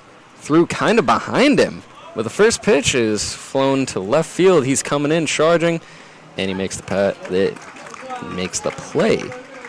And that's an F7. Incredible defensive play. Great defense from both sides of the ball so far today. It's been awesome. Some incredible plays. We just saw a great grab by a pitcher lined right to him. Would have hit him probably in the thigh. And yet he grabbed it. Very nice. And then that play right there by Marzilli. 5-4-3 double play. That was great. So we have a few subs. Or movements. What have you. So let's see. Looks like Hunter Gibson is going to short.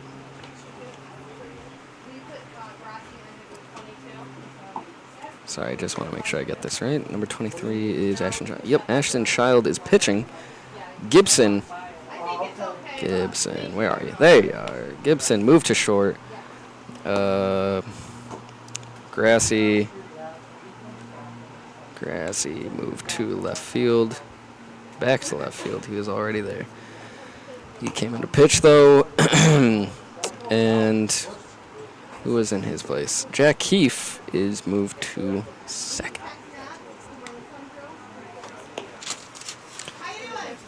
Again, that's Ashton Child now pitching. Hunter Gibson moved from second to short. And Jack Keefe moved from left to second. And Dakota Grassy goes back to left field.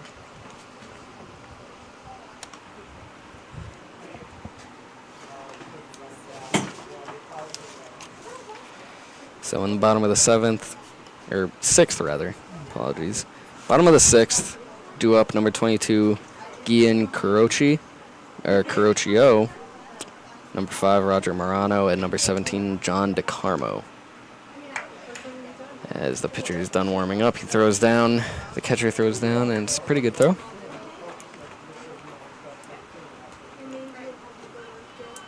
Let's see if Providence can make something happen, come back a little bit. We have a re-entry for Rhode Island. Go ahead. Riolas is going back in for El Magno. Thank you very much. And that first pitch looks like a ball against Carocchio.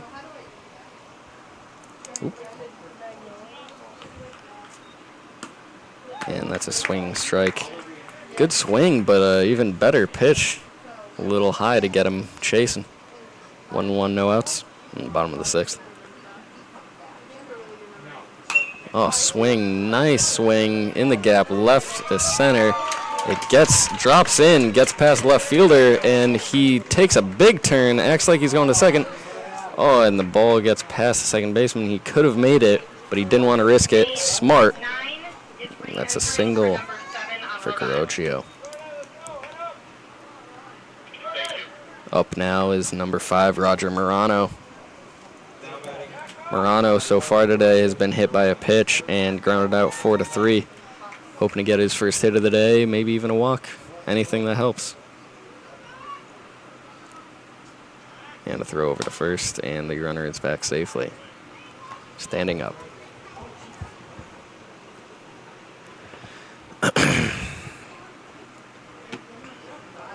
And the set and the pitch.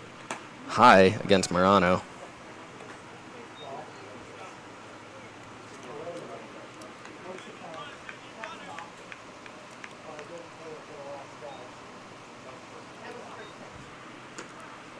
And that's a strike against Morano. It's a 1-1 count now. Strike looking, called strike. And the pitcher comes to the set. And the pitch. Swing fouled. It's a 1-2 count.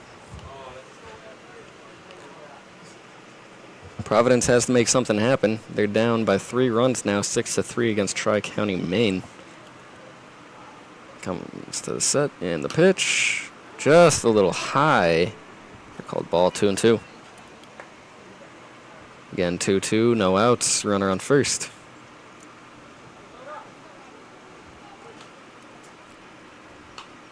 And that's another foul ball. Count remains 2-2.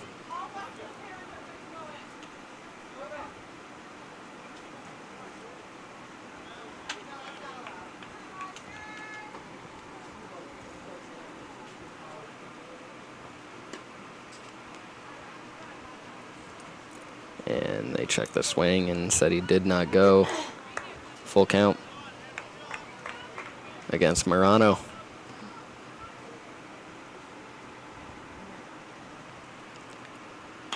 And he swings, lines it. Just foul, just foul. 3-2 count. Remains just a few inches foul.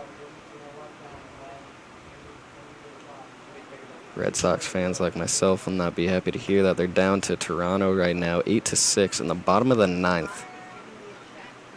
Doug Fister will get the loss today if they do lose and they don't bring anything back. Oh, Morano with a rip to left field. Bounces right in front of the left fielder, and he gathers it, guns it back in. First and second now. With a single is Morano. Very nice piece of hitting. Nice laser. Right to left. Now batting number 17, John DeCarmo. Big spot for him. He could cause some damage with a runner in scoring position. And that first pitch is a ball high. Again, the new pitcher this inning was Ashton Child. Struggling so far, giving up 2 singles back-to-back. Runners go, double steal, throws down. And the runner at second got a really good jump, was safe, but he got to the plate, or he got to third, and the runner at first was about halfway to second. They're both safe with stolen bases. But I'm not sure the runner at first knew about it. So that's a 1-1 count against DeCarmo. 2-1 now.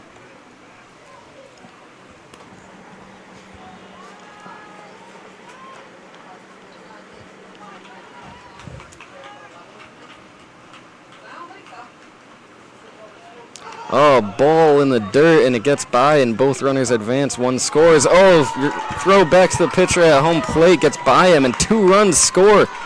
Both runs come across on the wild pitch. And then the E2. Wow.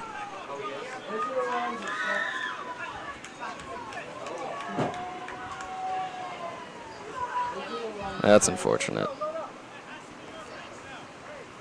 Now 6-5.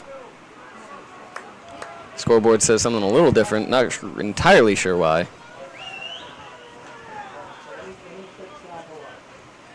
Yeah. And that's a ball taken, or a strike taken rather. It's a full count against John DeCarmo. Not immediate pressure against him right here. No one to drive in, but he should get on base, and he strikes out swinging. He's mad at himself on that one.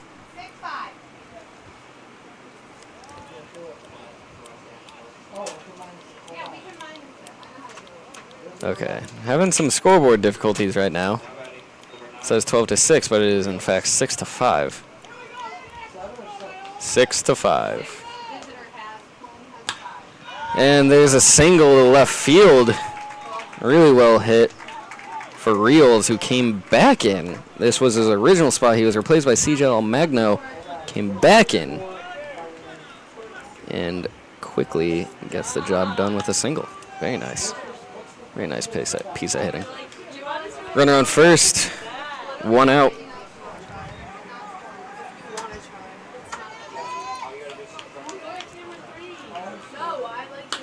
And McGovern is at bat, and it's an infield fly to shortstop.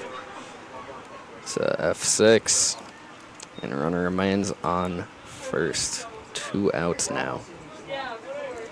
Not their last chance, but getting close to it. 6-5, just trailing is Providence, Rhode Island. That's a ball against Marzilli. Short little kid, but he gets the job done. I'll tell you that much. He's done very well, especially defensively. And that's a strike, a low strike called against him. 1-1 count, 2 outs, runner on first. That's the tying run. And that's a high pitch against Marzilli. Marzilli's a short little lad. But like I said, he actually has some powers in those lanky little arms. Has a nice throwing arm. Playing third today. And that's a strike swinging, 2-2 count. He's done well today.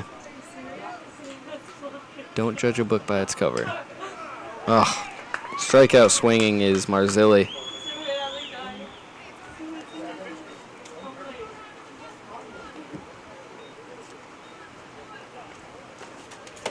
That'll end the 6th. We're going into the top of the 7th. Score is 6-5 in favor of Tri-County, Maine. Not far behind is Providence, Rhode Island.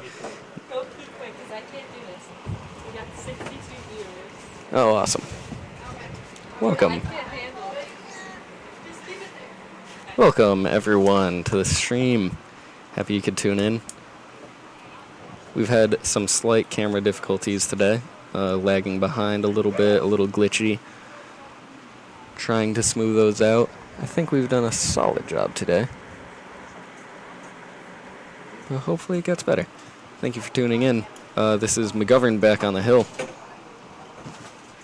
He's done fairly well. I've enjoyed watching him pitch.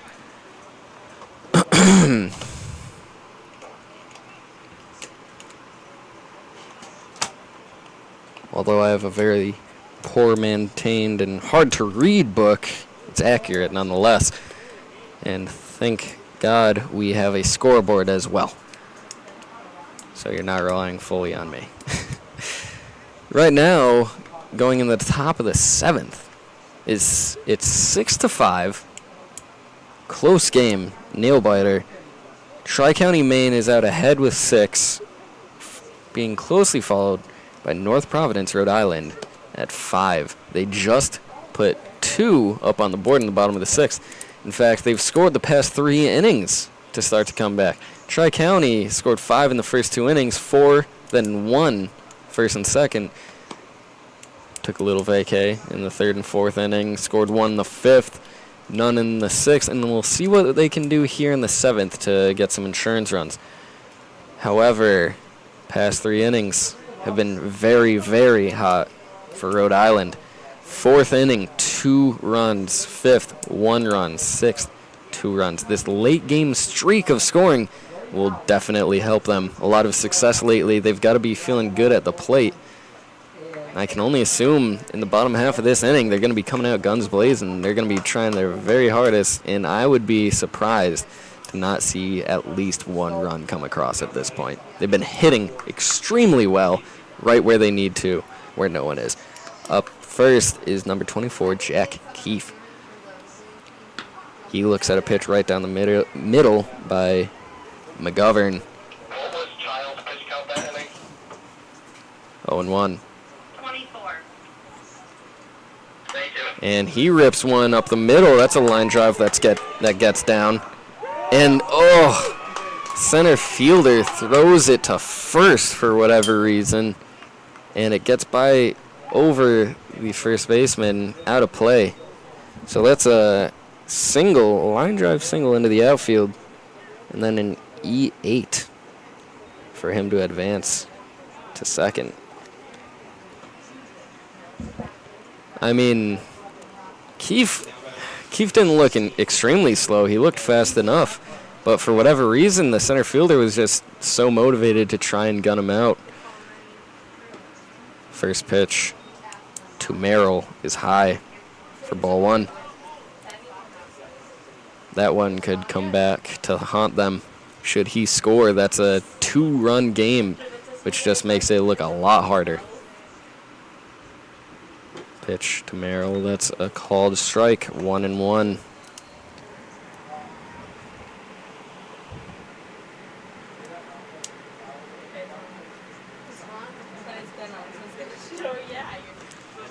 Pitch is low for 2-1 against Andrew Merrill.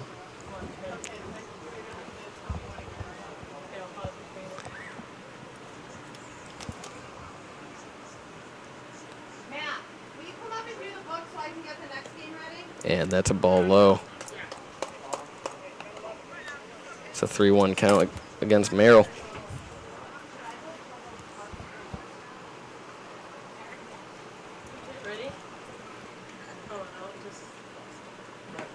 And pitch is high for ball 4.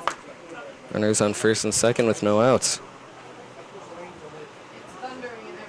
And unfortunately for you Red Sox fans, myself included, they lost 8-6 against Toronto. Doug Fister struggling yet again. Not a big fan myself. There was rumors that they were going to trade for Sonny Gray, and that made me extremely excited. McGovern, however, right now is coming out of this game. And DeCarmo is going to the mound. DeCarmo. I'm on the wrong side of the book. John DeCarmo is coming into pitch.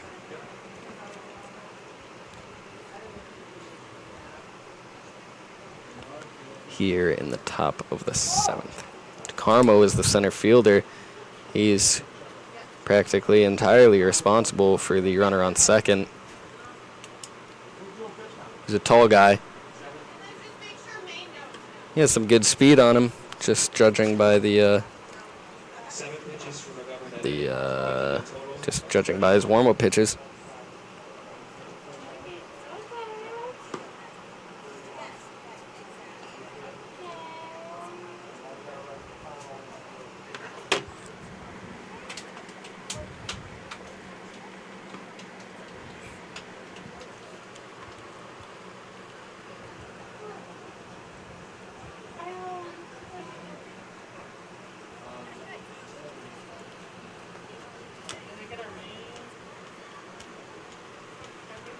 Starting to get cloudier. People are thinking that it might rain. Hopefully not for the game after this. It's 5:10. Game after this one was actually supposed to start at 4:30, but the game before this one went to 10 innings. Put us a little bit behind schedule. So That pushes back the 4:30 start time. That pushes back the 7 o'clock start time. Extra innings is a killer. Keegan McLaughlin getting ready to bat. And DeCarmo taking his last few warm-ups. He can take as many as he needs. But it looks like he's ready.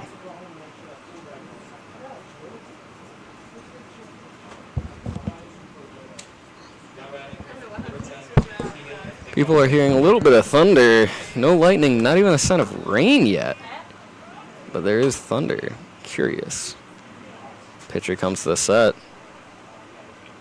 And the pitch in their first strike. Strike one against McLaughlin. Runners on first and second, no outs. 0-1 count.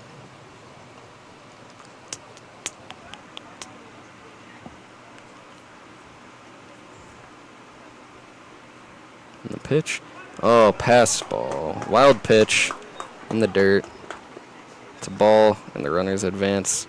It's a wild pitch if you're scoring at home.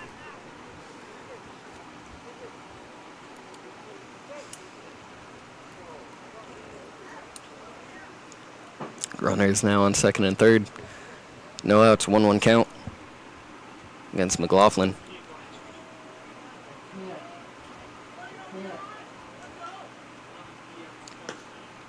That's just outside for ball two, 2-1.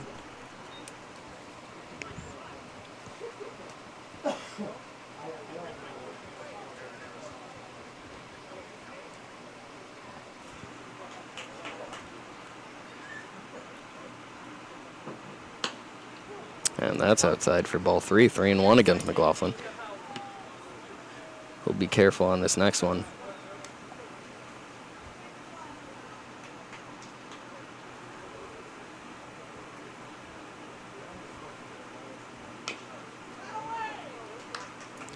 And he fouls that one off to make it a full count. Against McLaughlin. Full count, 3-2, no outs. Runners on second and third. Looking for some insurance runs. Do not want to go into this bottom of the seventh with this red-hot Providence team with just 1-run lead. The pitch, ground ball to third. Oh, it gets past Marzilli. It looks like 1 run scores. Second coming around, and he scores, and McLaughlin gets to second.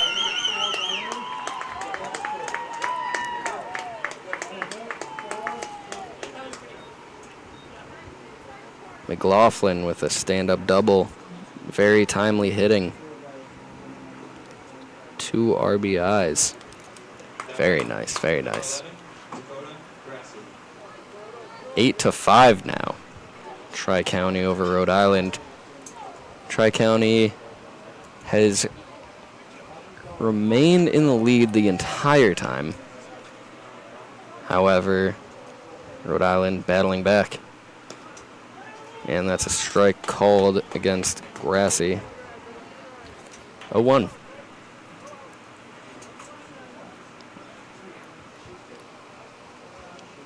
And the pitcher comes to the set. And the pitch, low, ball 1.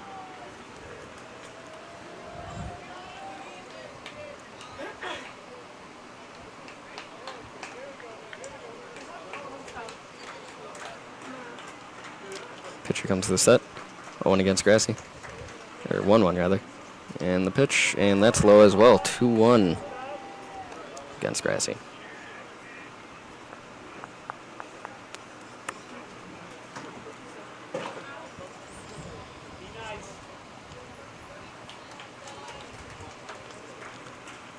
It starts to sprinkle here at the field in the pitch. And that's a strike. Grassy twisting out of the way. May have over-exaggerated a little bit. But it's called strike regardless. 2-2.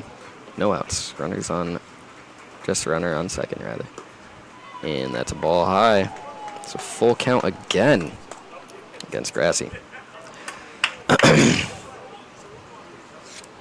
This is DeCarmo pitching now. struggling a little bit, giving up 2 runs. And that's a line down line, and it gets foul. Count remains full.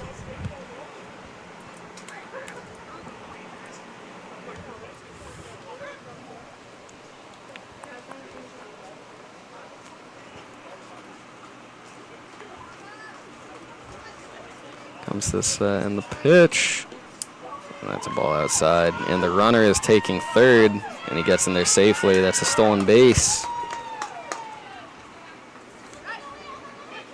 Base on balls for Grassy. And now up to bat is Ashton Child. Child so far today,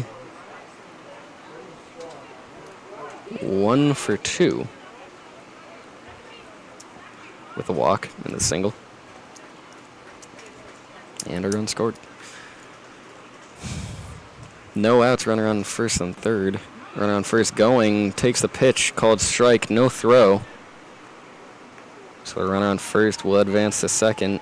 Defensive indifference, DI.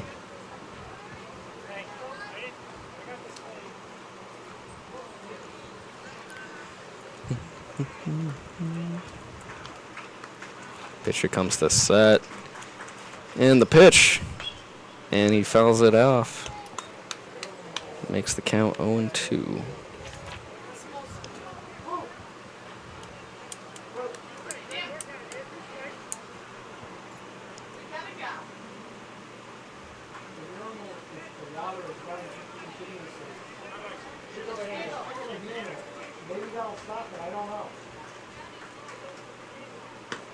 And that's a ball outside. 1-2 count. Can't lose him now. Had him at 0-2.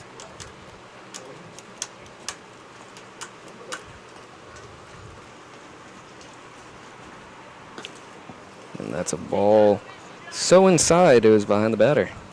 Ashton Child improves the count to 2-2 now.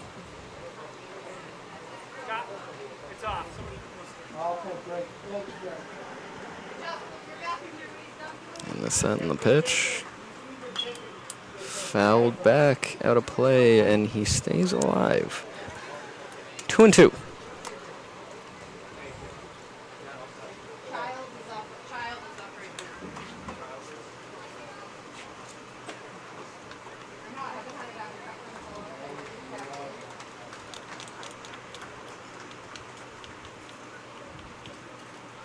And he gets hit by a pitch.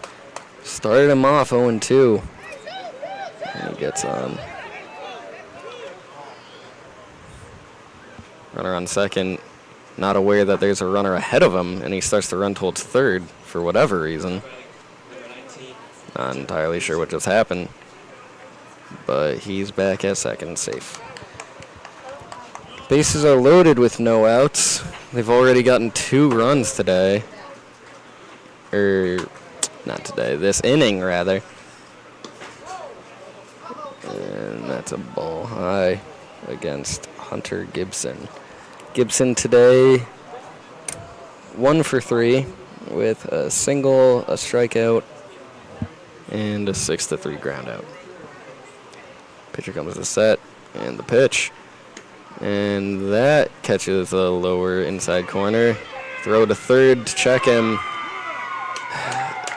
Too high of a throw, looped it over, so the runner at third just went home, and he was able to get home. All runners advance, and the run scores.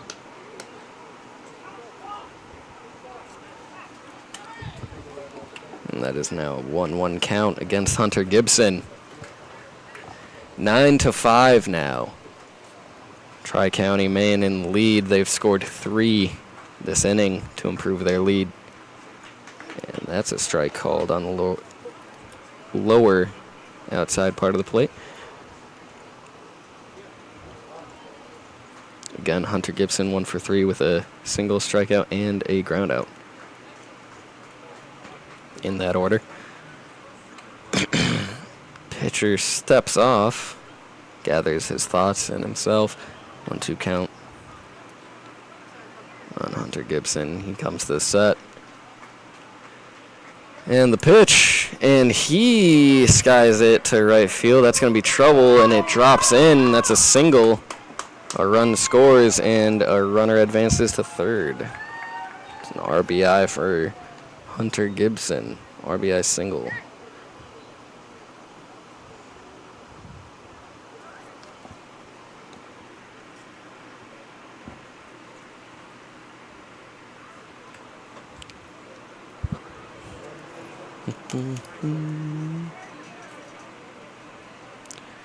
Pitching change here now in the top of the 7th for Rhode Island.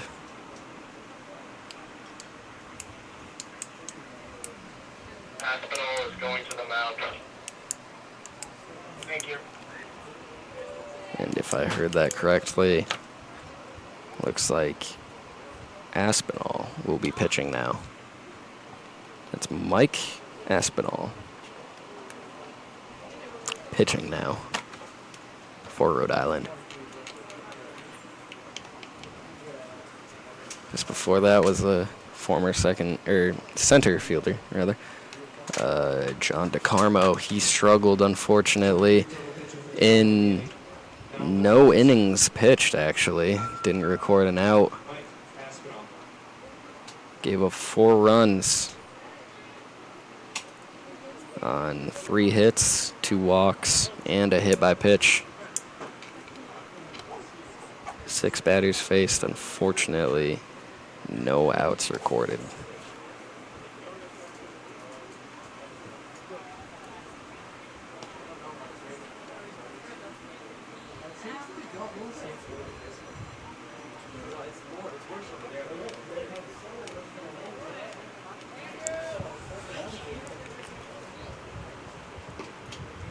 Mike Aspinall taking his warm-ups. He'll be given as much as he needs, not having time to warm up on the side on his own, coming straight from the field.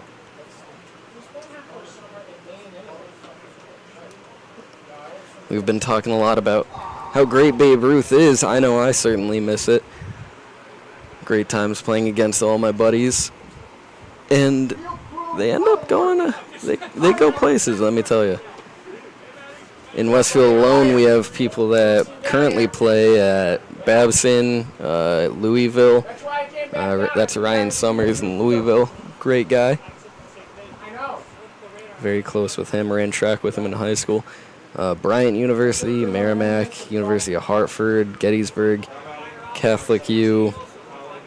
Here in Westfield State, University of Albany, Framingham, Worcester State, Brandeis, Oberlin, and Suffolk, amongst many more that we do not have. The runner advances to second with no throw. That's a defensive indifference.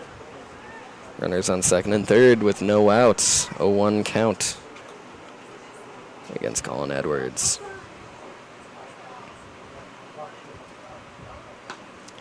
Ball high. 1-1.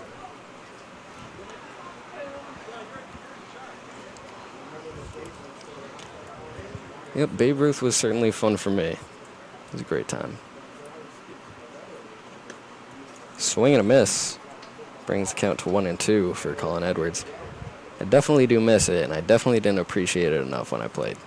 Because you're there several times a week, playing against your best friends. It's a great time. And the pitch. Edwards hits it to third, but Marzilli struggles with it. And the runner scores. Runner on second advances to third. And that's a E5, as I believe I'm hearing. Unfortunately, I was just bragging about how well Marzilli has done today. That one just gets by him. And that's a strike right down the middle to Heed. And the runner advances to second. No throw, defensive indifference.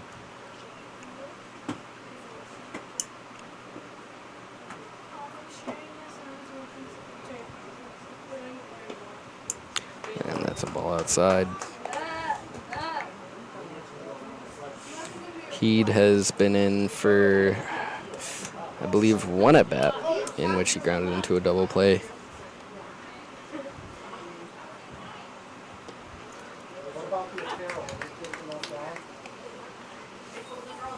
And that's 2-1 count now on Heed. Starting to get very windy, cooling off a little bit and shadier. Discussions of rain grow. Ground ball right back to the pitcher. He looks over to third, throws it to first. For the first out of the inning. It's 1-3.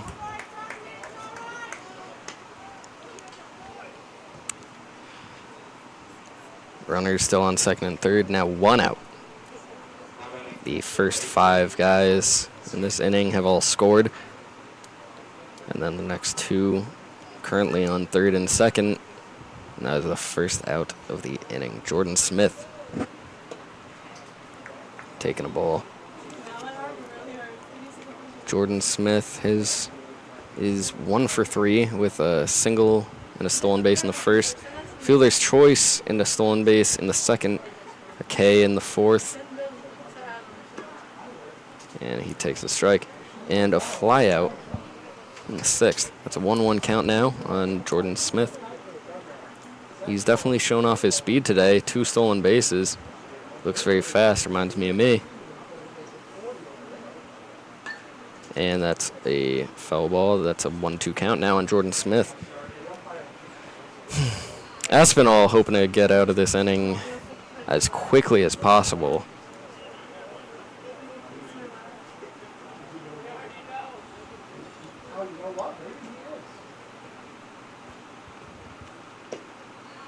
And that's a ball 2, 2-2 against Jordan Smith.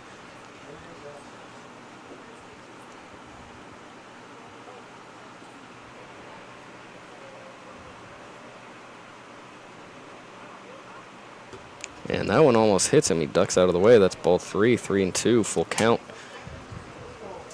3-2 is the count. 1 out. Runners on second and third. It's sprinkling a little harder now.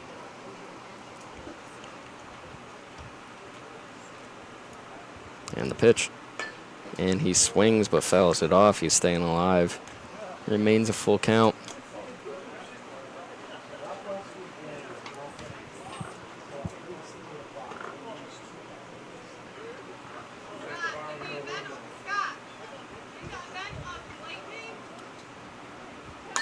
Pitch fouls straight up. The catcher is trying to make the play, and he does. It's a F2.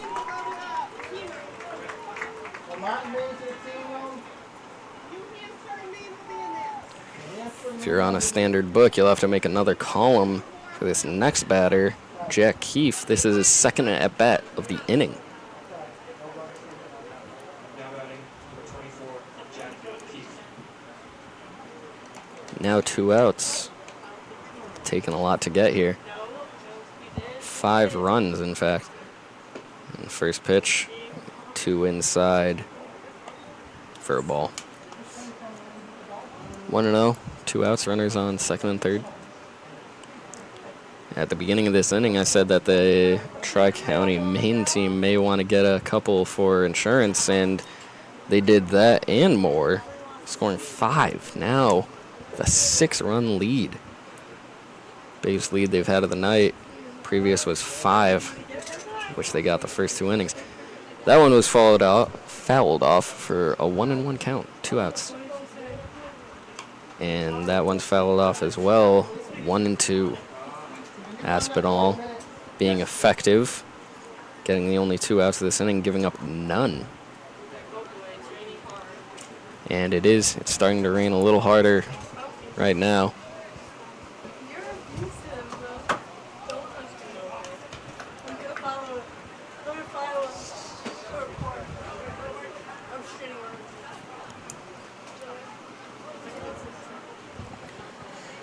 And Keefe is just trying to stay alive. Rain is starting to pick up even more now. They're still playing, though. And that's a ball high. That's a 2-2 count now on Keefe. They do not want to stop this game. They do not want to wait any longer than possible. because we are an hour behind schedule now, probably even longer. And that's a swing and a miss for the final strikeout of the inning. Final out of the inning. Very nice. Very good work by Aspinall getting out of that inning with minimal damage. Through 6.5 rather. The score is 11-5. Tri-County, Maine over North Providence, Rhode Island. And we'll be right back with the bottom of the 7th. Hoping to stay alive is North Providence, Rhode Island, needing to get 6 runs in 1 inning.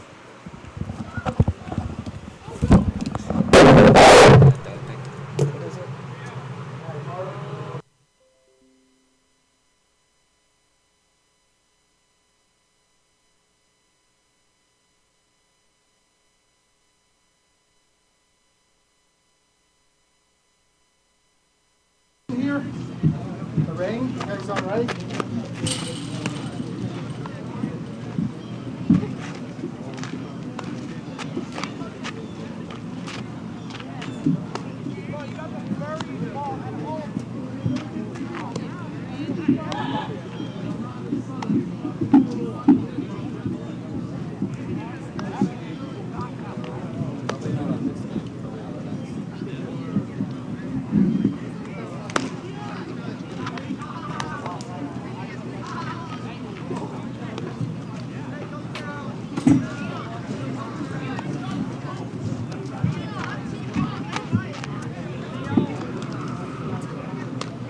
Rhode Island changes.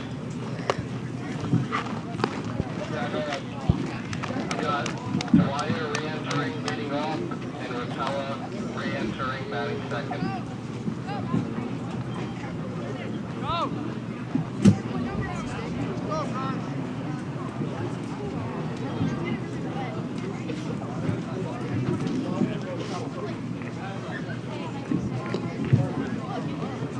Now batting, number 12, Jack Dwyer. Okay. And we're back. Dwyer re-enters the game, and he has a swinging strike against him.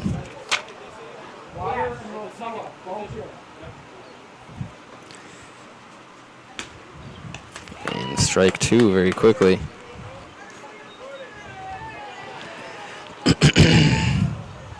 This is Ashton Child still in the game. And a ball 1-2 to Dwyer, who re-enters the game. I believe I also heard that on deck is Chris Rotella, who is re-entering the game as well. And that's strike 3 looking. Nice pitching by Child.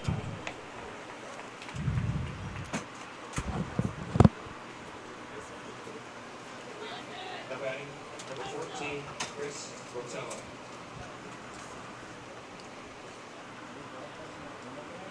And the pitch. First pitch against Rotella is a strike. Ashton Child working very quickly.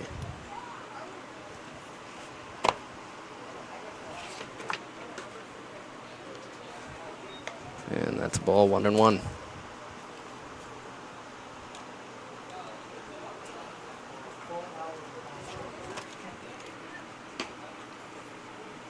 And that one misses as well. That was a close one. 2-1 now. 1 out, no one on. Chris Rotella at the plate. Ashton Child still pitching. And the pitch. And that's a swing and a miss. 2-2.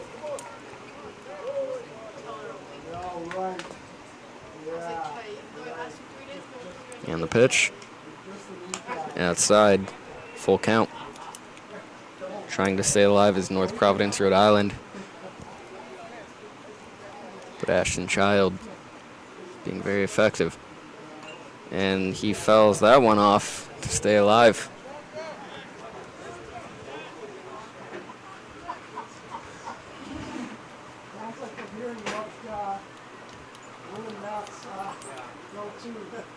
The pitch. Low. Rotella draws walk.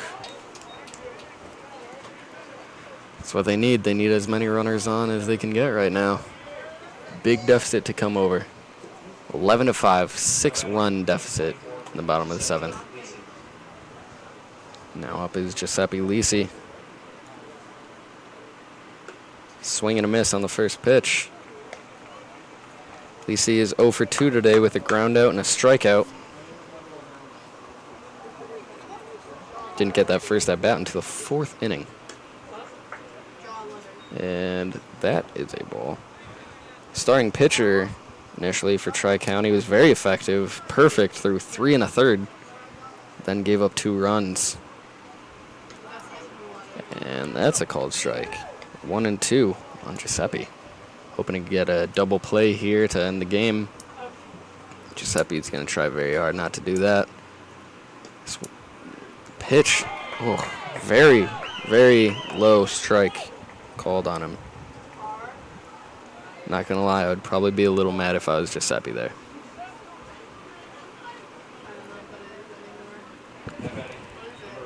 Low pitch, but 1-2. On the 7th, behind. You have to protect the plate. And the pitch. And that's a strike to Kunha, Preston Kunha.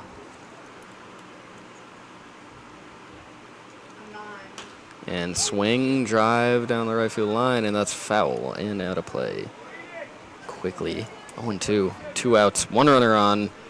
This could be the final pitch of the game. Ashton Child comes to the set and the pitch. And that's a swing and a miss. Child, extremely effective. Strikes out 3 out of the 4 batters face in the 7th inning. And that's it for the 2nd game today. 3rd game coming up. So this game was Tri-County, Maine versus North Providence, Rhode Island. Tri-County got an early lead.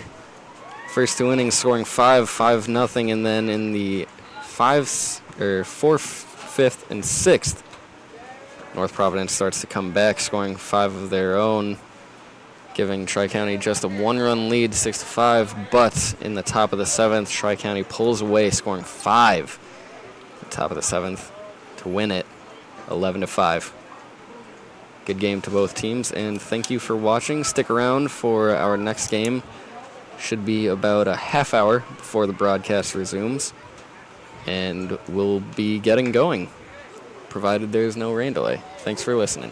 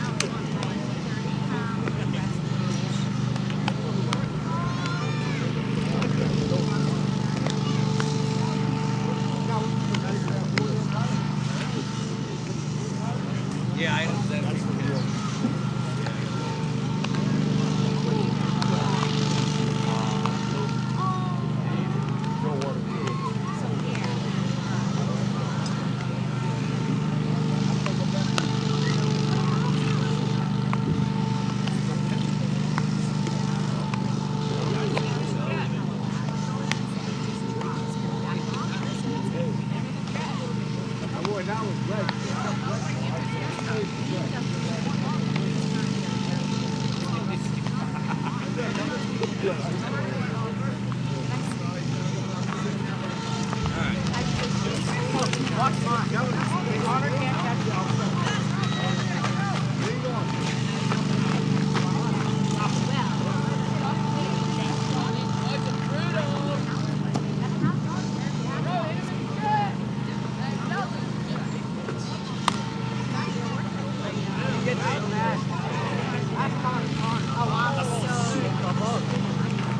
coach, you got any bug spray?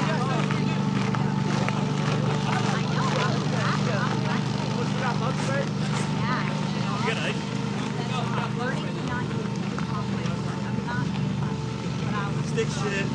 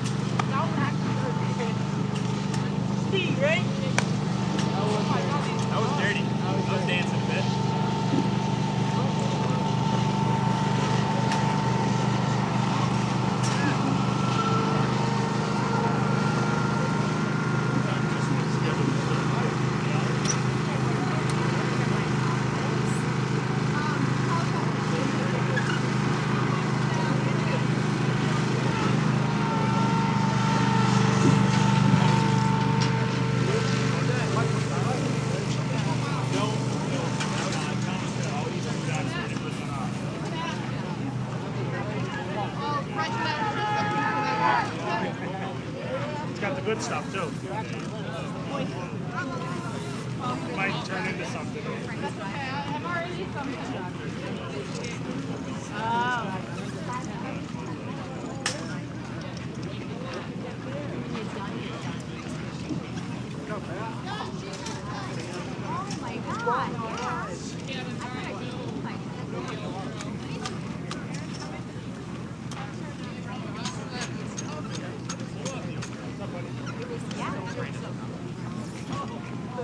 Okay, you're gonna need some of that. Oh my God. Cody, here you go. Come here.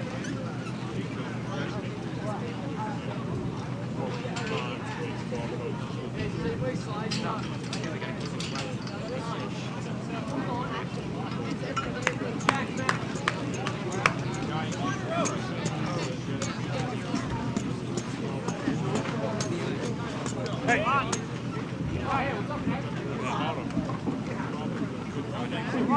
Don't worry about it.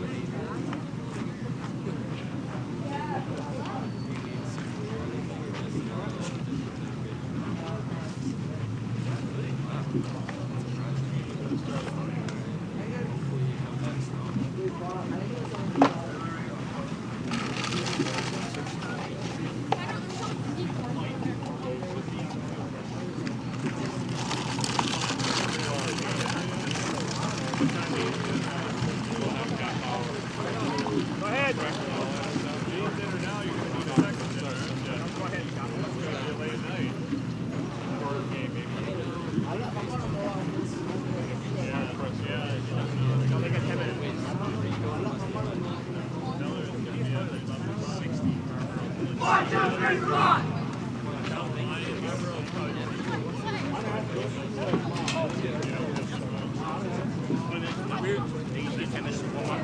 Introduction, so 25 minutes. Oh, yeah. He must be playing Hampshire. Or, no, I shouldn't say that.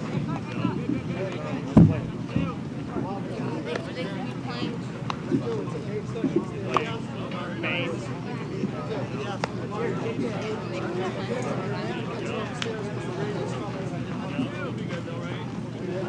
Good breakfast, fruits and vegetables.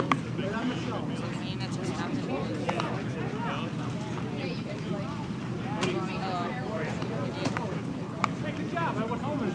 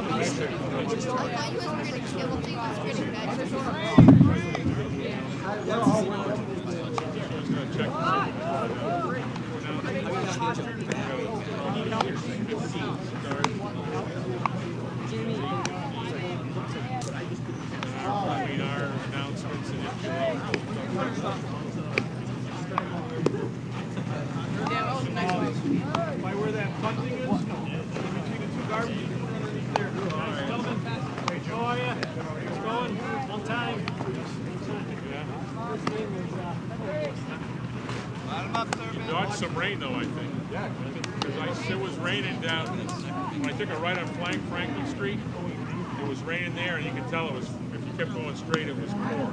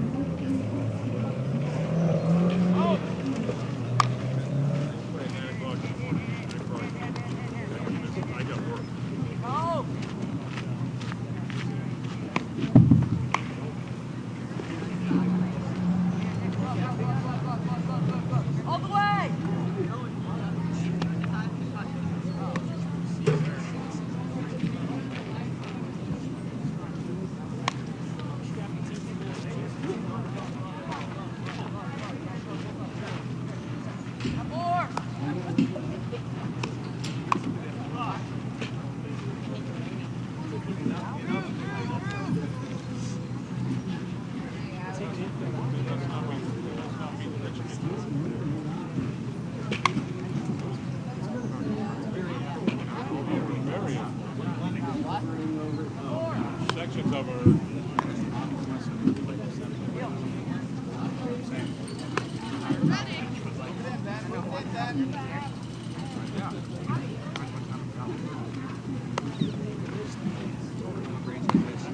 foul ball down there. I grabbed it, but I didn't know it.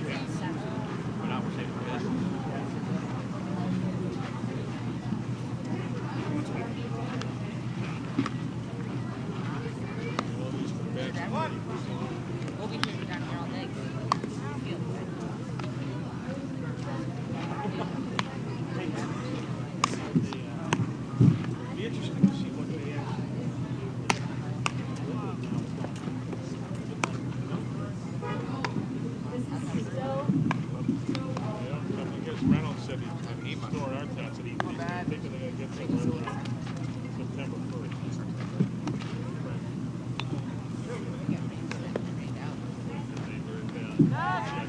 I know.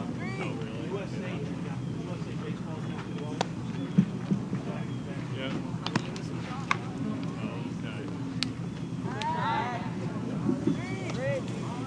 Who's that? Yeah. I gotta say something.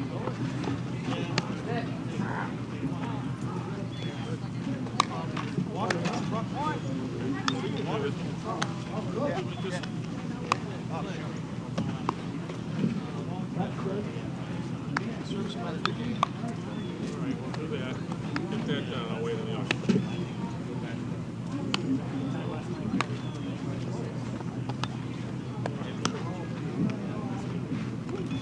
Okay, alright.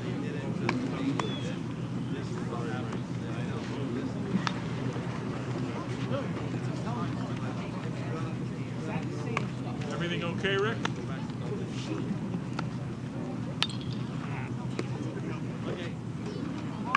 Everything okay, Rick? Here, call me if you need me.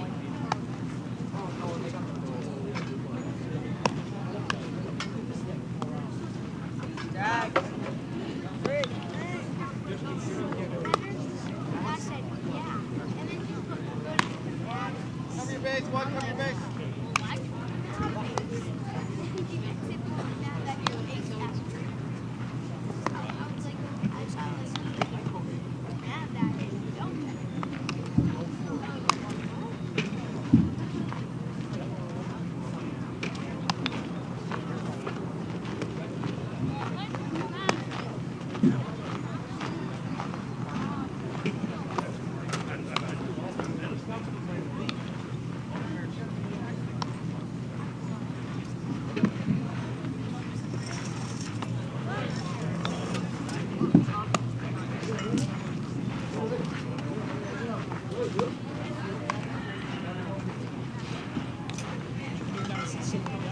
Cody.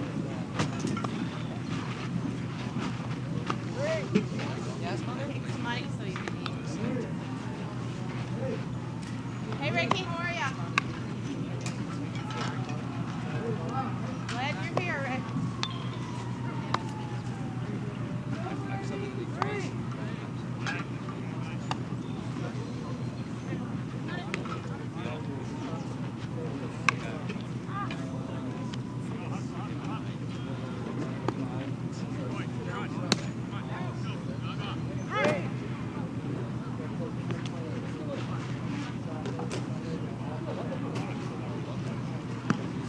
Home first. Go in.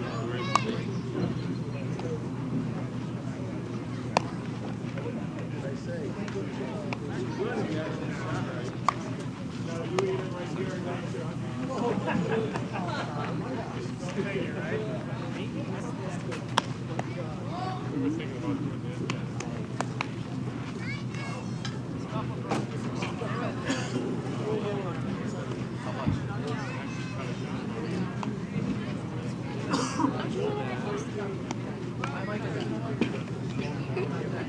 Got the sweets donuts.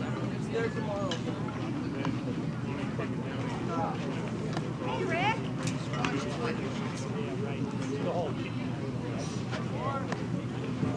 You tuck it down, if you take it down 8 inches.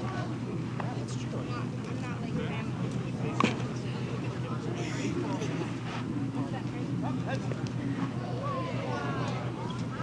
The Valley Cat told us that they would bring their crew over with the sod and do that once we get everything ready.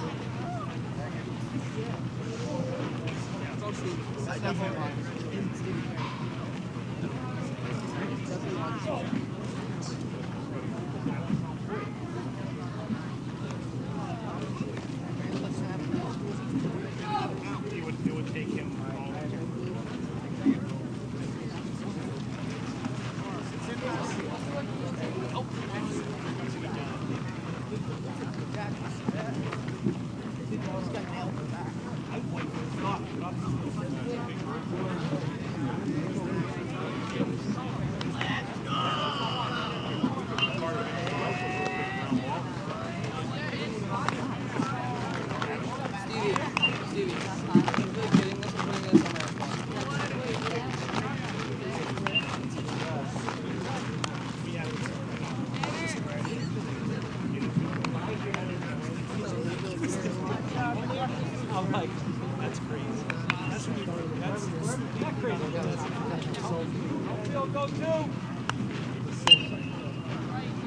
Hey,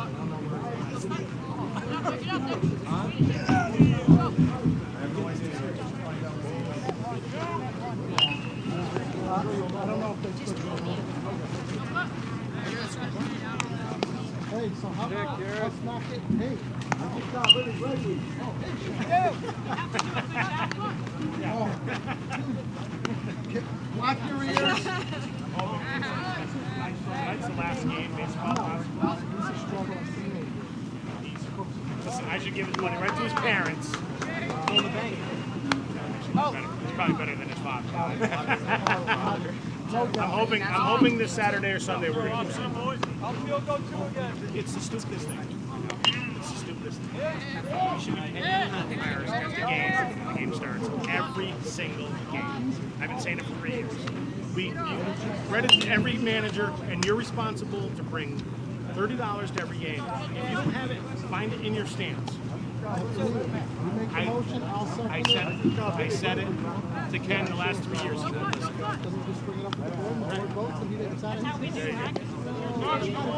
I'll write every team manager a check.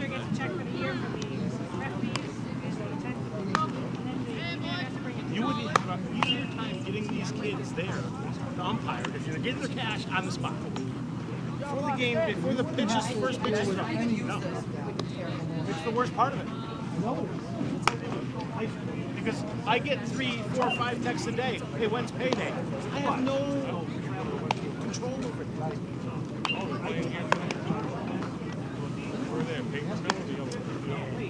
He was just standing next to me a few minutes ago.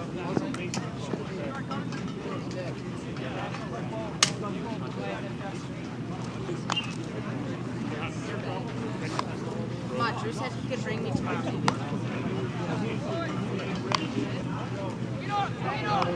No, I gotta sell that.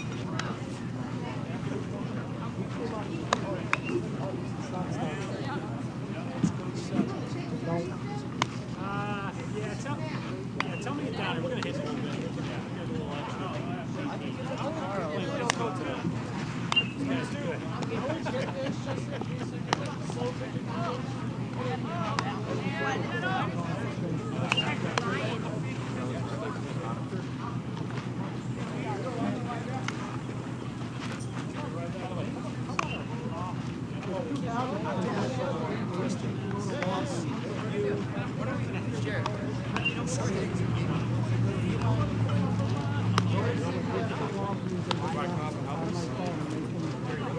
For this game?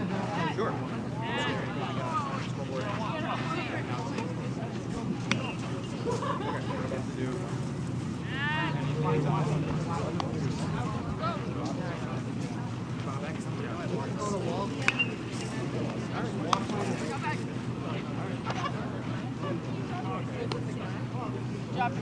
Outfield go 4. Follow. Right there, good.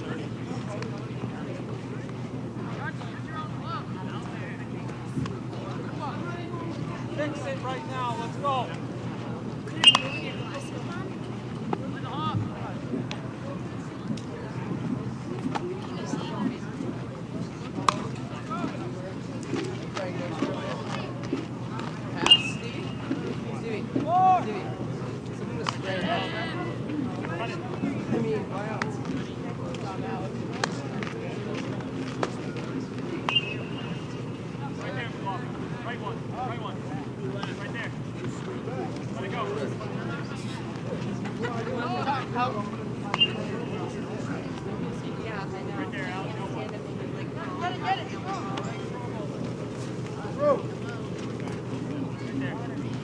When you introduce the players, number, position, full name.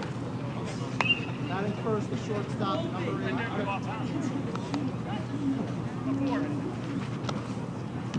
No, huh? Yeah, they were the first ones. You were throwing. I got one in the eye.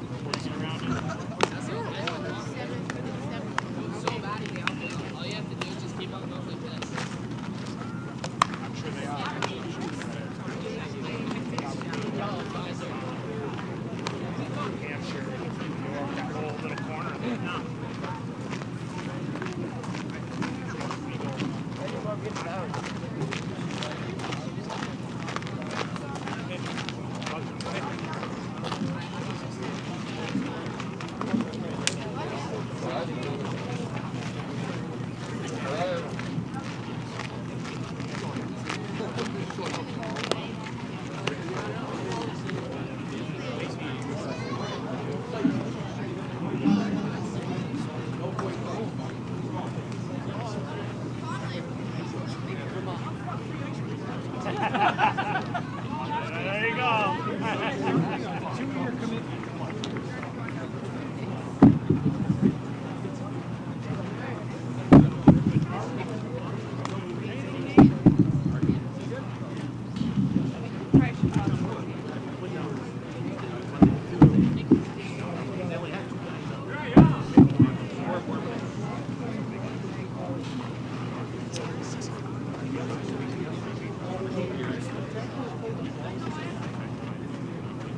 Yeah, that's what exactly. Remember, he's a big boy. Something like that. He made the catch yesterday.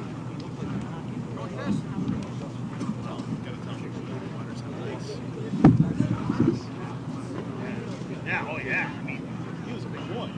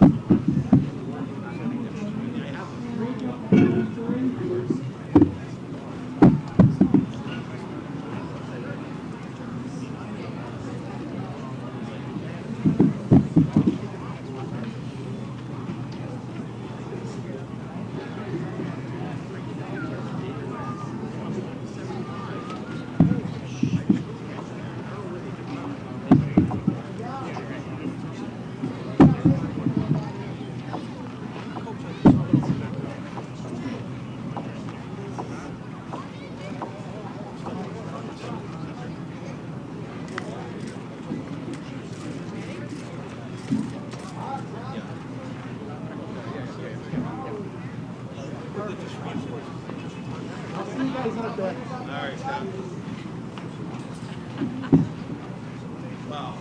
See, it's that's the thing. Like, I was watching a little bit.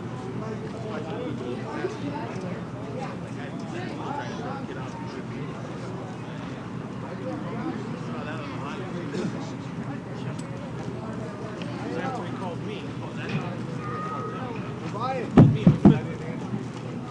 Yeah, he's done. Why he's done?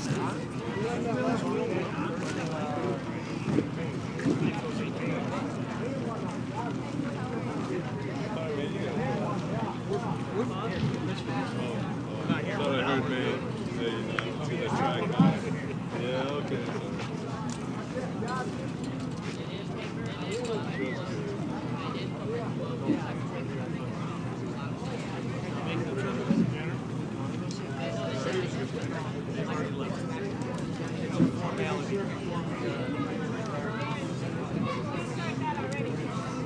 Oh, yeah. They actually pull them out. All the coaches. Yeah, yeah.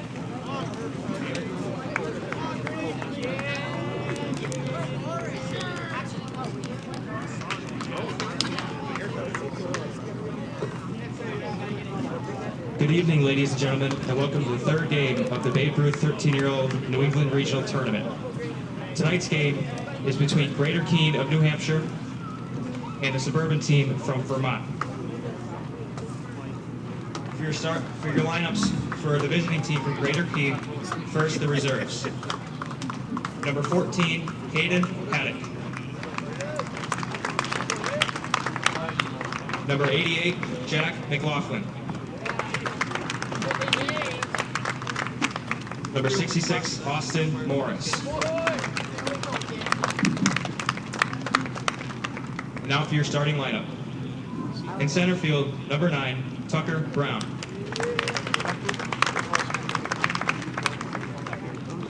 Batting second at short, number 15, Connor Brandon.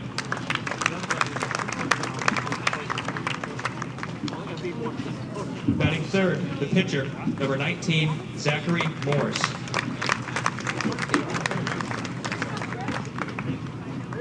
In the cleanup slot, the left fielder, number 39, Liam Yardley.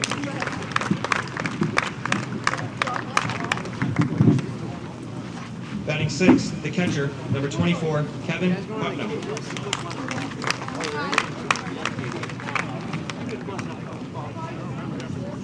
Batting 7th, the right fielder, number 42, Jacob Kidney.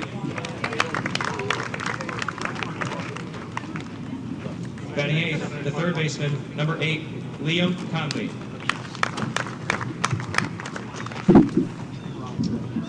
Batting 9th, the first baseman, number 12, Alex Charles.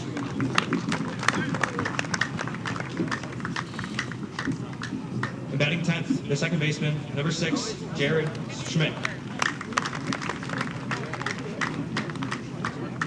The coaches for Greater Keene are Tanner Lofba and Steve Paddock. The manager is Chad Brandon.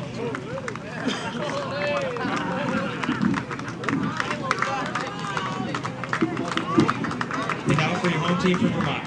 First, the reserves. Number 3, Jonas Kime.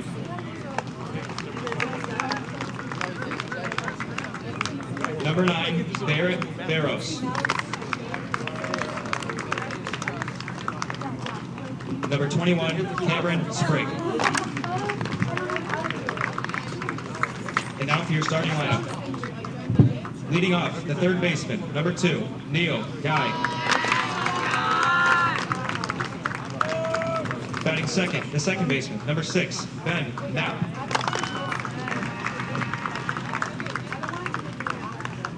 Batting third, the pitcher, number 10, Tucker Stearns.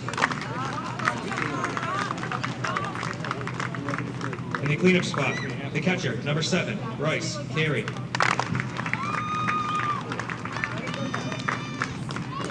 Batting fifth, the first baseman, number 5, Ryan Canty.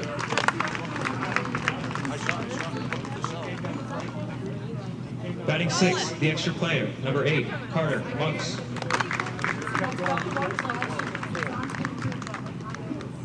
Batting seventh, the left fielder, number 13, Jake Perrott.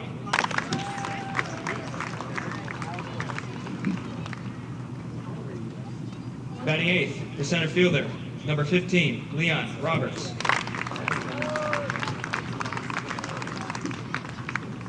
Batting ninth, the right fielder, number 1, Tyler Wuthridge. Batting 10th, the shortstop, number 4, Colby LaCrue. The coaches for Vermont are Kevin Knapp and Rick Stearns. The manager is Brian Carey. The protest committee for Greater Keene is Eric Kidney, and for Vermont, Dana Perrott. The individual protest committee is Phil Osella. Our umpires today, behind the plate, George Beckwith. At first base, Rick Campier. And at third base, Joe Vascheck.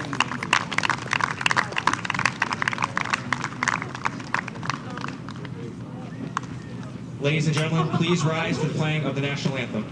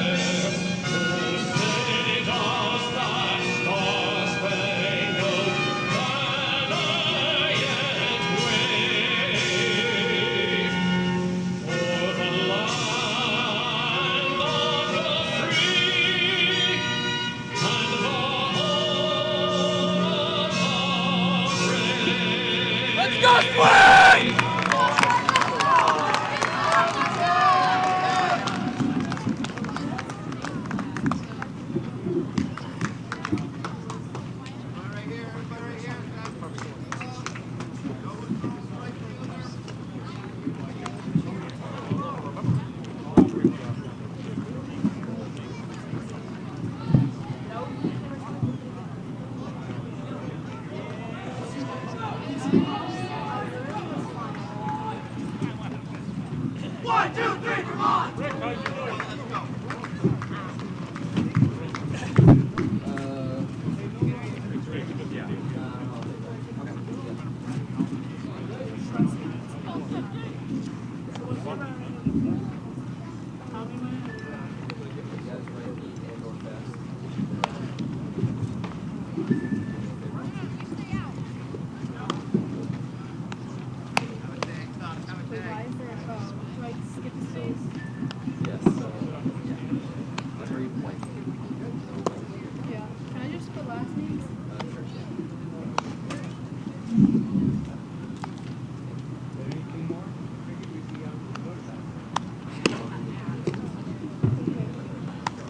On the mound for Vermont, number 10, Tucker Stearns.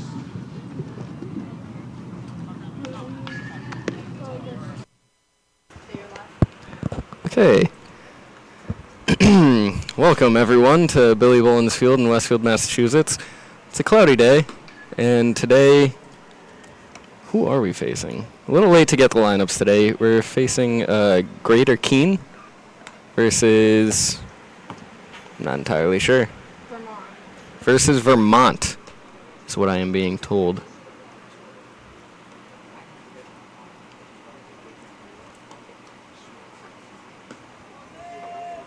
Greater Keene will be batting first. They are the visiting team.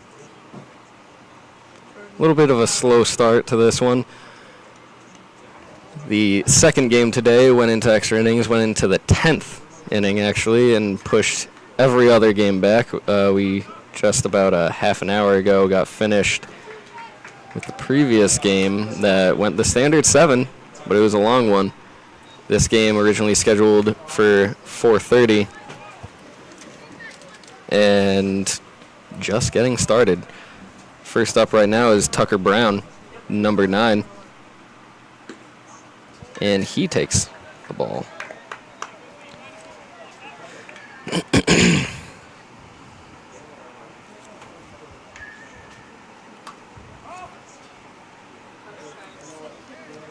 And that one is fouled off.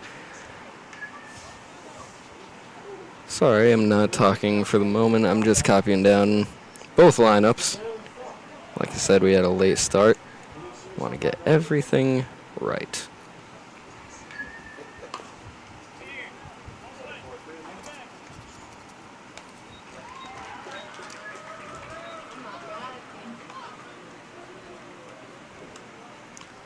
And it's a basic grounding. All right, looks like I should be good for now. Up now is number 15, Connor Brannon. He is playing shortstop today. And the pitch. And that's high for ball 1.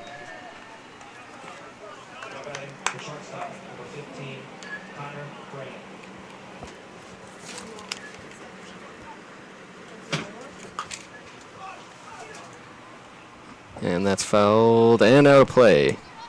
First baseman giving chase. And now it's 1-1.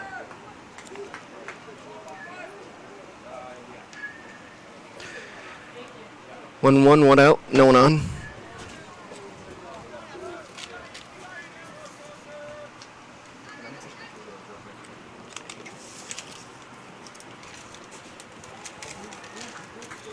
Does anyone want to push anymore?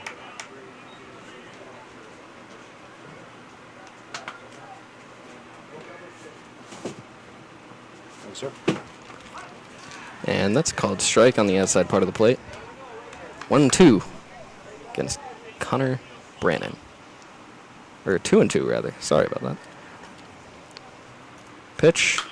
Grounds it past third and short. In the left field. Left fielder bobbles it.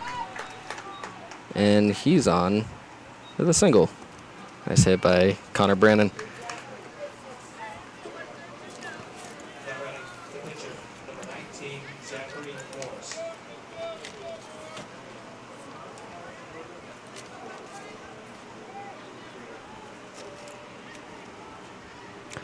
Now batting number 19, Zach Moores. He is the opposing starting pitcher today. And that's a strike right down the middle. Doesn't get much better than that. Not a lot of people like to swing on that first pitch. It's dangerous. You want to see the pitcher. You got a feel of what he has, his speed, get your timing down. The runner at first goes, and he's swinging a hit. Deep center field. Center fielder running straight back, not even looking up. Lands right in front of him. 1 run scores. And he gets to second, takes a big turn, slides back. And that's an RBI double. A bomb by Zach Moores. Scores a man to make it 1-0. Great piece of hitting there by Moores.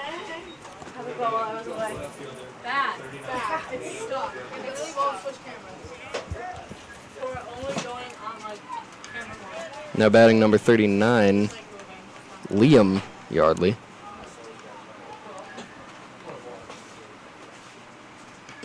And that's a strike right down the middle. Really nice piece of hitting. As I said, rocket straight up the middle. And the center fielder just started running back. He wasn't even looking up. Didn't even turn back. Just kept running because he knew he would have to catch up to it. Ended up landing just a few feet in front of him, which at that point is running backwards. Got a good play. And that's fouled off. 0-2. Are you done with these lineups? No. Hey, our computer, the one on the left, is totally frozen. The computer that's on the left, like not the big screen, but the Stream Star.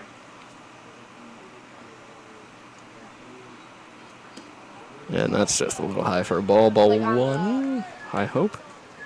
Having some technical difficulties trying to get the cameras and the screens all figured out. Wait, we're in the middle of a game right now. Should I just go? Like, we can. The girls are. In the set, and he steps off looking towards second. Power it down. Right. Okay. Seems that we may have to power down completely on this stream, but don't worry, we're going to try and get a working runner on second. Runs toward